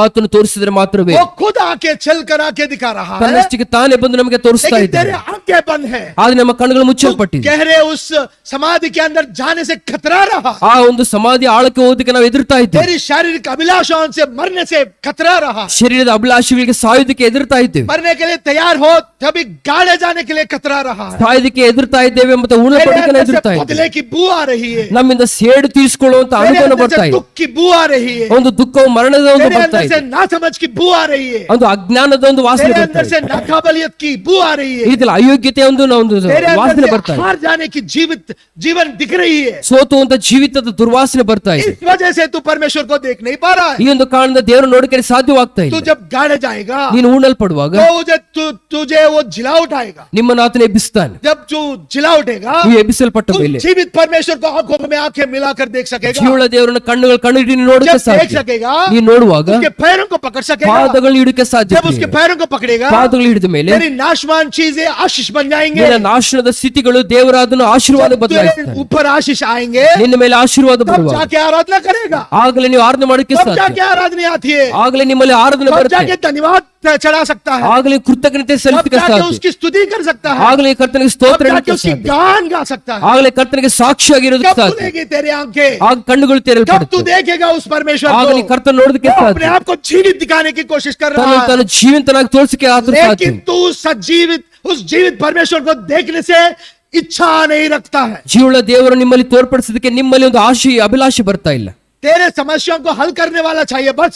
ನಿಮ್ಮ ಸಮಸ್ಯೆಗೆ ಪರಿಷ್ಕಾರ ಮಾಡೋನು ಸಿಕ್ಕರೆ ನಮಗೆ परमेश्वर ಸಾಕು. तुझे सिर्फ चाबी की तरह चाहिए बस। ನಮಗೊಂದು ಬೀಗದ ಕೈ ಸಿಕ್ಕರೆ ಸಾಕು ಎಂಬಂತೆ ಕರ್ತನ परमेश्वर ಮಾಡಿಕೊಂಡಿದ್ದೆ. तेरे सिर्फ जो कमियां है उसको भरपूर करे वही चाहिए तुझे बस। ನನ್ನ ಒಂದು ಕೊರತೆಗಳು ಆತ ನೀಗಿಸಿದರೆ ಅಷ್ಟೇ ಸಾಕು लेकिन ಎಂಬುದಾಗಿ एक विश्वासी के जीवन में ಅದು ಒಬ್ಬ ವಿಶ್ವಾಸಿ उसको ಜೀವನದಲ್ಲಿ पूरी तरह से जानने की कामना रहनी चाहिए, ಪೂರಿತ ಕರ್ತನ ತಿಳಿದುಕೊಳ್ಳುವಂತ ಅನುಭವ उसको ಆದ್ರೆ ಬೇಕು. पूरी तरह से जानने की कामना रहनी चाहिए, ಪೂರ್ತಿಯಾಗಿ ನಾವು ದೇವರನ್ನು ತಿಳಿದುಕೊಳ್ಳುವಂತ ಆಸೆ उसकी ಬರಬೇಕು. हर रहस्य को जानने की कामना ಆತನ रहनी चाहिए। ಪ್ರತಿಯೊಂದು ರಹಸ್ಯಗಳು ತಿಳಿದುಕೊಳ್ಳುವಂತ ಆಸೆ ನಿಮ್ಮಲ್ಲಿ ಬರಬೇಕು. प्रिय विश्वासी, ಪ್ರೀತಿಯ ವಿಶ್ವಾಸಿಗಳೇ, तेरे पाप माफी हो गए, ನಿಮ್ಮ ಪಾಪಕ್ಕೆ ಕ್ಷಮಾಪಣೆ हर ಸಿಕ್ಕಿದೆ. गुनाह माफी हो गया, ಪ್ರತಿಯೊಂದು ಒಂದು ಕೆಡುಕ ನಿಮಗೆ अभी तेरे ऊपर ಸಿಕ್ಕಿದೆ. कोई भी दंड नहीं है। ನಿಮ್ಮಲ್ಲಿ ಒಂದು ನ್ಯಾಯದಂಡವಿಲ್ಲ. इतनी अच्छी स्वतंत्रता में आने के बाद ಇಂತ ಒಂದು ಬಿಡುಗಡೆ ಸ್ವಾತಂತ್ರ್ಯ ಬಂದ तो ಮೇಲೆ परमेश्वर को ಸಹ नहीं देखे तो कैसा, ನೀವು ದೇವರನ್ನು ನೋಡ್ಲಾರ್ದೆ ಹೋದ್ರೆ ಅದು संसार को देखे तो कैसा, ನೀವು ಲೋಕವನ್ನೇ ನೋಡಿದ್ರೆ ಅದು शरीर को ಅರ್ಥವೇನಿದೆ? देखे तो कैसा, ಇನ್ನು ಶರೀರವನ್ನು ನೋಡಿದ್ರೆ समाज से ಅರ್ಥವೇನಿದೆ? कतराए तो कैसा। ಯಾಕೆ ನೀವು ಹೆದರಿಕೆ ಜೀವನದಲ್ಲಿ परमेश्वर ಬಾಳ್ತಾ ಇದ್ದೀರಿ? तुझे अपने आप को सजीवित जीवित नहीं दिखा सकेगा। ಜೀವನಂತ ದೇವರಾಗಿ ಸಜೀವನಾಗಿ ಯಾಕೆ ತೋರಿಸ್ತಾ वो ಇಲ್ಲ? जीवित परमेश्वर को देखते हैं, ಯಾರು ಜೀವನಂತ ದೇವರನ್ನು ನೋಡ್ತಾರೆ वो जीवित परमेश्वर को देखते हैं, ಜೀವನ ದೇವರನ್ನು ನೋಡಕ್ಕೆ ಸಾಧ್ಯ. जीवित प्रभु को देखते हैं, ಜೀವನ ಕರ್ತನನ್ನು ನೋಡ್ತಾರೆ. जीवित परमेश्वर को देखते हैं, ಜೀವಿತ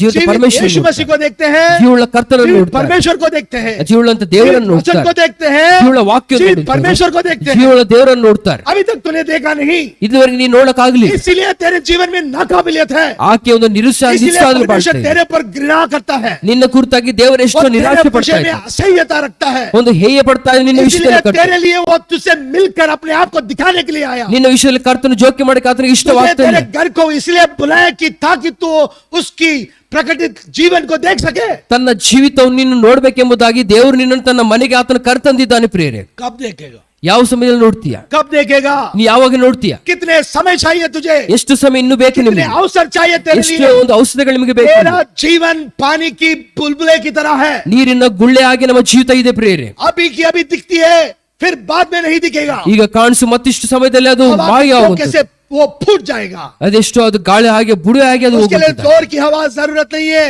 ಎಷ್ಟು ಬಿರುಗಾಳಿ ಬೇಕಾಗಿಲ್ಲ, हाँ खुद ब खुद फूट जाएगा। ಅದರಷ್ಟಕ್ಕೆ ಅದೇ ಮಾಯವಾಗುತ್ತೆ. और कितने अवसर चाहिए तुझे ಇನ್ನೆಷ್ಟು उस ಔಷಧಿಗಳು ನಮಗೆ जीवित ಬೇಕು? परमेश्वर को देखने के लिए, ಜೀವನ ದೇವರನ್ನು वो ನೋಡ್ಬೇಕು. खुद आ रहा है तुझसे मिलने के ಆತನ लिए, ಮನೆಗೆ ಭೇಟಿ ಆಗೋದಕ್ಕೆ लेकिन तू ಬರ್ತಾನೆ. नहीं देख रहा, ನಿಮ್ಮನ್ನ ಆತ ಯಾಕೆ तुझे ಕಾಣಿಸ್ತಾ ಇಲ್ಲ? देखने की इच्छा नहीं रखता है, ನಿಮ್ಮಲ್ಲಿ ಆಶೆ ಇಲ್ಲ ಯಾಕೆ तू ನೋಡೋದು? अपने आप को देख रहा है, ಅದು ನಿಮ್ಮಷ್ಟು ನೀವೇ तू ನೋಡ್ತಾ अपने ಇದ್ದೀರಿ. आप को महिमा करने की कोशिश करता है, ನಿಮ್ಮ ಸ್ವಂತ ಮಹಿಮೆಗೋಸ್ಕರ ನೋಡ್ತಾ ಇದ್ದೀರಿ. तेरी इच्छा पूरी करने की कोशिश ನಿಮ್ಮ करता है। ಇಚ್ಛೆಗಳು ಪೂರ್ಣ ಮಾಡ್ಕೊಂಡು ನೋಡ್ತಾ इस ಇದ್ದೀರಿ. मेज में भाग लेने से पहले ಮೇಜಿನಲ್ಲಿ ಕೈ ಹಾಕುವ अपने आप ಮುಂಚಿತವಾಗಿ को तू उपेक्षा नहीं करेगा, ನಮ್ಮನ್ನು ನಾವು ಅಲ್ಲುಗಳದೆ ಹೋದ್ರೆ तो उसमें मेज में भाग लेने से खतरा।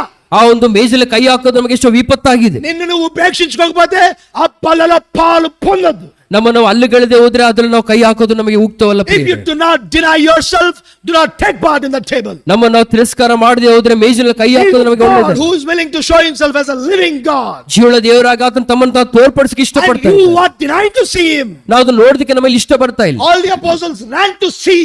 ಶಿಷ್ಯಂದ್ರು ಓಡಿ ಹೋಗ್ತಾ ಇದ್ರೆ They ನೋಡೋದಕ್ಕೆ. went to see a body in the grave. ಆ ಒಂದು ಸಮಾಧಿಯನ್ನು ನೋಡೋದಕ್ಕೆ ಅವ್ರು ಇಷ್ಟಪಡ್ತಾ वो ಇದ್ದಾರೆ. खबर में रखने वाले उस मांसपेशी को देखने गए, लेकिन जीवित परमेश्वर को देखे। ಆ ಒಂದು ಯೇಸು ಕ್ರಿಸ್ತನ ಶರೀರ ನೋಡೋದಕ್ಕೆ ಹೋಗ್ತಾ ಇದ್ದಾರೆ, ಅದೇ ಜೀವಿ ಉಳ್ಳಂತ ದೇವರನ್ನ ಅವ್ರು ನೋಡ್ತಾ उसके इस ಇದ್ದಾರೆ. मेज को देखने के लिए आए तो तुझे आज परमेश्वर मिल जाएगा। ಈ ಒಂದು ಮೇಜನ್ನು ನೋಡಕ್ಕೆ ಬಂತ ನೀವು ಜೀವನ ದೇವರು ನಿಮಗೆ ಕಾಣಿಸ್ಬೇಕಾಗಿದೆ.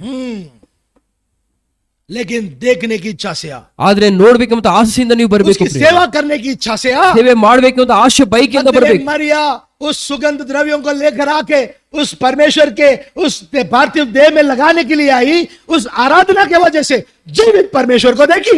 ಆ ಮಗ್ದಲ ಮರಿಯಲ್ಲಿ ನೋಡುವಾಗ ಸುಗಂಧ ದ್ರವ್ಯಗಳು ಯೇಸು ಕ್ರಿಸ್ತನ ಶರೀರಕ್ಕೆ ಅಂಟಿಸಬೇಕಂತ ಬರುವಾಗ ಜೀವನಂತ ದೇವರ ಆಕೆಗೆ ಕಾಣಿಸ್ಕೊಳ್ತಾ ಇದ್ದಾರೆ. और नई स्वर्ग के राज्य के बारे में उनको पता चला। ದೇವರ ರಾಜ್ಯದ ಸತ್ಯವೂ ಅವರಿಗೆ ತಿಳಿದುಕೊಂಡು इतनी गहरी समझ चाहिए, ಇಷ್ಟು ಆಳವಂತ ಒಂದು लेकिन परमेश्वर नहीं चाहिए। ಆದ್ರೆ ದೇವ್ರು ನಮ್ಗೆ ಬೇಕಾಗಿಲ್ಲ. परमेश्वर के बिना ये गहरी समझ कोई काम नहीं है। ದೇವರು ಇಲ್ಲದೆ ಒಂದು ಆಳವಂತ ಜ್ಞಾನ ನಮಗೆ ಯಾವ ಮಾತ್ರಕ್ಕೂ ಸರಿ ಆಗುದಿಲ್ಲ. हाँ, परमेश्वर हम सबसे बात कर रहा है। ದೇವರು ಎಲ್ಲರೊಟ್ಟಿಗೆ ಮಾತಾಡ್ತಾ ಇದ್ದಾರೆ. जीवित परमेश्वर हमें अपने आप को दिखाने की कोशिश कर रहा है। ಜೀವನಂತೆ ದೇವರು ತನ್ನಂತ ನಮಗೆ ತೋರ್ಪಡಿಸಕ್ಕೆ वो ಇಷ್ಟಪಡ್ತಾರೆ. खुद आके मिल रहा है, ತನ್ನಷ್ಟಕ್ಕೆ ತಾನೇ ಬಂದು ತೋರ್ಪಡಿಸ್ಕೊಳ್ತಾ ಇದ್ದಾರೆ. लेकिन हम अपने आंखें खोलने से कतरा रहे हैं। ಅದೇ ಯಾಕೆ ನಾವು ನಮ್ಮ ಕಣ್ಣುಗಳು ತೆರೆದು ನೋಡೋದಕ್ಕೆ ನಾವು ಹಿಂಜರಿತಾ जिस ಇದ್ದೀವಿ. घृणी पाप को छोड़ने के लिए बता रहा है, हम छोड़ने से इच्छा नहीं रखते हैं। ಯಾವ ಒಂದು ಹೀನವಂತ ಪಾಪ हमने क्यों आया है? ನಮ್ಮ ಸಮಯದ ಮುಂಚಿತವಾಗಿ ನಮ್ಮನ್ನು ಈ ರೀತಿ ಗೋಳಾಟ ಮಾಡಕ್ಕೆ ಯಾಕೆ आज ಬಂದಿದ್ದೀವಿ? परमेश्वर की वाणी यह है, ಇದು ಕರ್ತನ ಒಂದು ಮಾತಾಗಿದೆ. अयोग्यता से तुम भाग लोगे, ಐಕ್ಯರಾಗಿ ಪಾಲು ಹೊಂದಿದ್ರೆ समय से पहले तुझे सताने के लिए स्वर्ग के हर ताकत तेरे खिलाफ उठेगी। ಸಮಯಕ್ಕೆ ಮುಂಚಿತವಾಗಿ ನಮ್ಮನ್ನು ಗೋಳಾಟ ಮಾಡೋದಕ್ಕೆ ಹಾನಿ ಮಾಡೋದಕ್ಕೆ ಪ್ರತಿಯೊಂದು ಶಕ್ತಿಗಳು जीवित ಕಲ್ಪಿಸಲ್ಪಡುತ್ತವೆ. परमेश्वर तेरे खिलाफ उठेगा। ಜೀವಳ ದೇವರಿಗೆ ವಿರೋಧವಾಗಿ ಎದ್ದೇಳ್ತಾನೆ. ये सच्चाई है, ಇದು ನಿಜವಾಗಿದೆ. यही हुआ उसका हाल। ಇದು ವಾಸ್ತವಿಕವಂತ बचने की ಸ್ಥಿತಿಯಾಗಿದೆ. कोई गुंजाइश नहीं। ಯಾರು ನಿಮ್ಮನ್ನು ಬಿಡಿಸಲಾರರು. तू तेरी परिवार उसी नाश में जाओगे। ನಿಮ್ಮಷ್ಟಿಗೆ ನೀವೇ ನಾಶಕ್ಕೊಪ್ಪಿಸಿಕೊಡ್ತೀರಿ. अगर तुम अपने गुनाहों को माफी मानोगे, ನಿಮ್ಮ ಆ ಒಂದು ದೋಷಗಳಿಗೆ ಒಂದು अपने मन ಕ್ಷಮಾಪಣೆ ಪಡೆದು, फेरोगे, अपनी मन फेरोगे, ನಿಮ್ಮ ಒಂದು ಮನಸ್ಸು ನೀವು पवित्र ತಿಳ್ಕೊಂಡ್ರೆ, आत्मा के लिए अपने आप को खाली कर कर पवित्र आत्मा को आह्वान करोगे, ಪರಿಶುದ್ಧಾತ್ಮಗೋಸ್ಕರ ಹೃದಯದಲ್ಲಿ ಸ್ಥಳ ಮಾಡಿಕೊಂಡು ಆತನ ಆಹ್ವಾನ जीवित ಕೊಡೋದಾದ್ರೆ, परमेश्वर को देखने की इच्छा रखोगे, ಜೀವಳ ದೇವರು ನೋಡಕ್ಕೆ ನಿಮ್ಮಲ್ಲಿ ಆಸೆ ಬರೋದಾದ್ರೆ, जीवित परमेश्वर की स्वर्गीय राज के रहस्यों के लिए अपने आप को सीखने के लिए तैयार करोगे, ಕರ್ತನ ರಾಜ್ಯದ ಒಂದು ವಿಷಯಗಳನ್ನು ಮರ್ಮಗಳು ತಿಳಿದಕ್ಕೆ ನಿಮ್ಮಲ್ಲಿ ಆಸೆಯು ಬಯಕೆ तेरे ಬರೋದಾದ್ರೆ, ऊपर अनंत आशीष आएंगे, ನಿನ್ನಲ್ಲಿ ನಿತ್ಯವಂತ ಆಶೀರ್ವಾದಗಳು अनंत ಸುರಿಸಲ್ಪಡುತ್ತವೆ. काल के आशीष आएंगे, ನಿತ್ಯವಂತ ಆಶೀರ್ವಾದಗಳು स्वर्ग के ಸುರಿಸಲ್ಪಡುತ್ತವೆ. आशीष आएंगे, ಪರಲೋಕದ ಆಶೀರ್ವಾದ, परमेश्वर की आशीषें आएंगे, ದೇವರ ಆಶೀರ್ವಾದಗಳು उस ಸುರಿಯುತ್ತೆ. त्रिएक देव की आशीष आएंगे, ತ್ರೈಕ ದೇವರ ಆಶೀರ್ವಾದಗಳು, हर अधिकार तेरे पर आएगा, ಪ್ರತಿಯೊಂದು ಅಧಿಕಾರ ನಿಮಗೆ ಕೊಡಲ್ಪಡುತ್ತೆ. आकाश की आशीषें आएंगी, ಆಕಾಶ ಮಂಡಲದ ಆಶೀರ್ವಾದ, धरती की आशीष आएंगी, ಭೂಲೋಕದ ಆಶೀರ್ವಾದ, और गहराइयों की आशीषें आएंगी, ಆಳವಾದಂತ ಆಶೀರ್ವಾದ, हर तरह की आशीष तेरे ऊपर ಪ್ರತಿ आएगी। ವಿಧವಾದಂತ ಆಶೀರ್ವಾದಗಳಿಗೆ हे ಬರುತ್ತೆ. विश्वासी परमेश्वर को देखो, तेरे ऊपर हर आशीष आएगा, ವಿಶ್ವಾಸಿಯ ದೇವರನ್ನು ನೀ ನೋಡು, ಪ್ರತಿ ಆಶೀರ್ವಾದಗಳು ನಿನಗೆ ಬರುತ್ತೆ. क्योंकि जब तुम उसको देखोगे, ನೀನು ಆತನ ನೋಡುವಾಗ उसके पैरों को पकड़ सकोगे, ಆತನ ಪಾದಗಳು ಹಿಡಿಯುವ, उसकी आराधना कर ಆತನ सकोगे, ಆರಾಧನೆ ಮಾಡ್ತೀವಿ, उसको जान सकोगे, ಆತನ ತಿಳಿದುಕೊಳ್ತಿ, दो गुना उसके बारे में जान सकोगे, ಆತನ ಬಗ್ಗೆ ಹೆಚ್ಚಿನ ಜ್ಞಾನ उस ಪಡೆದುಕೊಳ್ತಿ, रूपांतर के अनुभव के बारे में, ಆತನ ರೂಪಾಂತರ ಜ್ಞಾನದ ಕುರಿತಾಗಿ, उसकी पुनरुद्धान जीवन की आशीष के बारे ಆತನ में। ಪುನರುತ್ಥಾನದ ಜೀವಿತದ ಒಂದು इतनी ಜ್ಞಾನ. आशीष है तुझे वो दिखाने के लिए तेरे पास आ रहा है। ಎಲ್ಲಾ ಆಶೀರ್ವಾದ ಕೊಡೋದಕ್ಕೆ ಆತನ ಬರ್ತಾ अगर ಇದ್ದಾನೆ. ठुकराओगे, ನೀನು ಅಳ್ಳುಗಳಿಯುವ, तेरे लिए कोई बचाव नहीं रहेगा, ನಿನಗೆ ಯಾವುದು ಕಾಪಾಡುವಂತ ಒಂದು ಸ್ಥಿತಿ ಇಲ್ಲ. कोई भी गुंजाइश नहीं रहेगी, ನೀವು ತಪ್ಪಿಸಿಕೊಳ್ಳಕ್ಕೆ ಸಾಧ್ಯವಿಲ್ಲ, कोई भी तू एक्सक्यूज नहीं दे सकेगा। ಯಾವುದೇ ನೆಪ ಕೊಡಕ್ಕೆ ಸಾಧ್ಯವಿಲ್ಲ. ये तेरी हालत होगी। ಇದೊಂದು ಸ್ಥಿತಿ ನಿಮ್ಮದಾಗುತ್ತದೆ. और एक बार ಮತ್ತೊಂದು ವಿಷಯ, शैतान को अपने अंदर समाने वालों को ಸೈತಾನು ತಮ್ಮೊಳಗೆ पवित्र ಸಮಿತಿ आत्मा तुम्हारे ಮಾಡ್ತಾನೆ. अंदर वास नहीं करता है, ಸೈತಾನ್ ನಿಮ್ಮಲ್ಲಿ ಆತನ ಇರುವುದಿಲ್ಲ, इसीलिए तुम इस पेज में भाग नहीं ले सकोगे। ದೇವರ ಆತ್ಮ ನಿಮ್ಮಲ್ಲಿ ಇರೋದಿಲ್ಲ, ಆದ್ರೆ ನೀವು ಅದರಲ್ಲಿ ಕೈ परमेश्वर ಹಾಕಿ के ಹೋಗಿರಲಿಲ್ಲ. वचन को रहस्यों को अपने हृदय में समा नहीं पाए हो, ದೇವರನ್ನು ತನ್ನ ವಾಕ್ಯನ ಆತ್ಮ ನಿಮಗೆ ನಿಮ್ಮಲ್ಲಿ ಸಮಿಷ್ಟಿ वचन ಮಾಡಿಕೊಳ್ಳಿ. में भाग लेने के लिए खतराना पड़ेगा। ವಾಕ್ಯವನ್ನು ನೀವು ಸ್ವೀಕಾರ ಮಾಡಕ್ಕೆ ನೀವು ಹಿಂಜರಿಬೇಕಾಗಿದೆ. क्या उस समाधि के अंदर जाने से कतरा रहे हो, समाधि तो लोग उससे इस हिंजरते हैं। पेज में भाग लेने के लिए खतराना पड़ेगा। ಈ ಒಂದು ಮೇಜಲ್ಲಿ ಕೈ ಹಾಕೋದಕ್ಕೂ ಸಹ ನೀವು ಹಿಂಜರಿಬೇಕಾಗಿದೆ. सिर्फ उसकी सहायता चाहिए तो ಕರ್ತನ ಸಹಾಯ ನಿಮಗೆ ಬೇಕಾದಲ್ಲಿ खतराना पड़ेगा। ನೀವು ಹಿಂಜರಿಬೇಕಾಗಿದೆ. प्रभु की इस वचन के अनुसार हम अपने आप को तैयार करके मेज में भाग लेंगे। ಕರ್ತನ ವಾಕ್ಯ ಅನುಸಾರ ನಮ್ಮನ್ನು ಪರೀಕ್ಷೆ ಮಾಡ್ಕೊಂಡು ಯೋಗ್ಯರಾಗಿ ಪಾಲ್ಗೊಳ್ತಾನೆ. अभी भी किसी की पापों की गुनाहों की माफी नहीं हुआ ऐसा लगता है, ಈಗಾಗಲೇ ಯಾವುದು ಪಾಪಗಳು ದೋಷಗಳು ಕ್ಷಮಿಸಲ್ಪಡಿಲ್ಲ ಎಂಬುದು ಅನಿಸುತ್ತಾ आप अपने हृदय को खोलो। ನಮ್ಮ ಜೀವಿತ ಹೃದಯವನ್ನು ತಿರಿಯೋಣ. जीवित परमेश्वर मेरी हर गुनाह को माफ करो। ಜೀವಳ ದೇವರೇ ಪ್ರತಿಯೊಂದು ಪಾಪಗಳಿಗೆ ಕ್ಷಮಿಸಿ ಎಂಬುದಾಗಿ, कलवारी क्रूस के ऊपर तूने जो लहू बहाया है, उस लहू से मेरी हृदय को धो, ಕಲ್ವರಿ ಶಿಲುಬೆ ರಕ್ತದ ಮೂಲಕವಾಗಿ ನನ್ನ ಹೃದಯವನ್ನು ತೊಳೆ ಎಂಬುದಾಗಿ ಕೇಳು. और तू अपने आप को मुझे दिखा, ನಿಮ್ಮನ್ನು ನೀವು ನನಗೆ ತೋರ್ಪಡಿಸಿಕೊಳ್ಳಿ. जीवित परमेश्वर की तरह दिखा, ಜೀವಳ ದೇವರಾಗಿ प्रेमी ತೋರ್ಪಡಿಸಿಕೊಳ್ಳಿ. परमेश्वर की तरह दिख, प्रेमी परमेश्वर की तरह दिख, ಪ್ರೀತಿಯುಳ್ಳ ದೇವರಾಗಿ ನೋಡುವುದಕ್ಕೆ और तेरे रहस्यों को मुझे सिखा। ನಿಮ್ಮ ಮರಗಳು ನನಗೆ ಕಲಿಸಿ ये प्रार्थना करोगे, ಈ ಒಂದು ಪ್ರಾರ್ಥನೆ ಮಾಡುವ प्रभु यीशु मसीह तेरे अंदर आएगा, ಕರ್ತ ನಿಮ್ಮಲ್ಲಿ ಬರ್ತಾನೆ. तेरी हर पाप को माफ करेगा, ಪ್ರತಿ ಪಾಪ हर ಕ್ಷಮಿಸ್ತಾನೆ, गुनाह को माफ करेगा, ಪ್ರತಿ ದೋಷಗಳು और तुझे ಕ್ಷಮಿಸ್ತಾನೆ, अपना बच्चा बनाएगा, ನಮ್ಮ ಮಕ್ಕಳಾಗಿ और वो ಮಾಡ್ಕೊಳ್ತಾನೆ, गवाही देगा, ಸಾಕ್ಷಿಗಳಾಗಿ ಮಾಡ್ತಾನೆ, तुझे खबर से ऊपर उठाएगा, ನಿಮ್ಮನ್ನ ಒಂದು ಶಿಖರದ हर ಮೇಲೆ ಇಟ್ಟು समस्या से ऊपर उठाएगा, ಸಮಸ್ಯೆಗಳ ಮೇಲೆ और ये ತರ್ತಾನೆ. गवाही देगा कि तू उसका बच्चा है। ನೀನು ಆತನ ಮಗ ಎಂಬುದಾಗಿ ಮಗಳೆಂಬ तेरे ಸಾಕ್ಷಿ जीवन में ಕೊಡ್ತಾನೆ. ऐसी गहरी प्रमाण दिखेगी, ಆಳವಾದಂತ ಪ್ರಮಾಣವು ದೇವರು ನಿಮ್ಮಲ್ಲಿ जो ತೋರುತ್ತಾನೆ. उद्धार में आए हैं। ಯಾರು ಇಲ್ಲಿ ಬಂದಿದ್ದಾರೆ अपने आप को परखो, ನಿಮ್ಮನ್ನು ನೀವು ಪರೀಕ್ಷೆ तुम ಮಾಡಿಕೊಳ್ಳಿ. किसके पात्र बने हो, ಯಾರಿಗೆ ಪಾತ್ರರಾಗಿ पवित्र ಮಾಡಿಕೊಳ್ಳಿ, आत्मा की या दुष्ट आत्मा की। ಪರಿಶುದ್ಧಾತ್ಮನಿಗ ದುಷ್ಟಾತ್ಮನಿಗ? पवित्र आत्मा जिसमें है वही इसमें भाग लेने की योग्य है, ಯಾರಲ್ಲಿ ಪರಿಶುದ್ಧಾತ್ಮರಿದ್ದಾರೆ ಅವರು ಮಾತ್ರ ಯೋಗ್ಯರಿದ್ದಲ್ಲಿ और ಪಾಲ್ಗೊಳ್ಳುತ್ತಾರೆ. जो परमेश्वर की रहस्यों को जानने के लिए इच्छा रखते हैं, ಯಾರು ಕರ್ತನ ಒಂದು ಮರ್ಮಗಳು ತಿಳಿದಕ್ಕೆ ಇಷ್ಟ प्रभु के साथ ಬೆಳೆಸಿಕೊಳ್ಳುತ್ತಾರೆ. समाधि में और मृत्यु के गाड़े जाने के अनुभव में जाने की इच्छा रखते हैं, ಇದು ಸಮಾಧಿಯು ಮರಣಕ್ಕೆ ಅವರು ಸೇರಿಸಿಕೊಳ್ಳೋದಕ್ಕೆ ಇಷ್ಟಪಡ್ತಾ ಇದ್ದಾರೆ. जो सिखाते हैं उसके लिए खर्च करके सीखने की आशा रखते हैं, ಯಾರು ಕಲಿಸ್ತಾರೋ ಅದನ್ನು ಕಲ್ತುಕೊಳ್ಳೋದಕ್ಕಾಗಿ ಖರ್ಚು ಮಾಡೋಕೆ ಇಷ್ಟಪಡ್ತಾ उन ಇದ್ದಾರೆ. सबके माफ गुनाहों को माफ करने की अवसर तुम्हें मिला है। ಅವರ ಪಾಪಗಳು ಕ್ಷಮಿಸಲು ಕ್ಷಮಾಪಣೆ ಒಂದು ಅವಸರತೆ ನಿಮಗೆ ಸಿಕ್ಕಿದೆ. माफी लेकर ಒಂದು ಕ್ಷಮಾಪಣೆ ಒಂದು तैयार होकर ನಾವು ಸಿದ್ಧವಾಗಿ इस आशीष भोजन में भाग लो। ಆಶೀರ್ವಚನ ಪಾತ್ರೆಯಲ್ಲಿ ನಾವು ಪಾಲು ಹೊಂದಬೇಕಾಗಿ प्रार्थना में जाएंगे।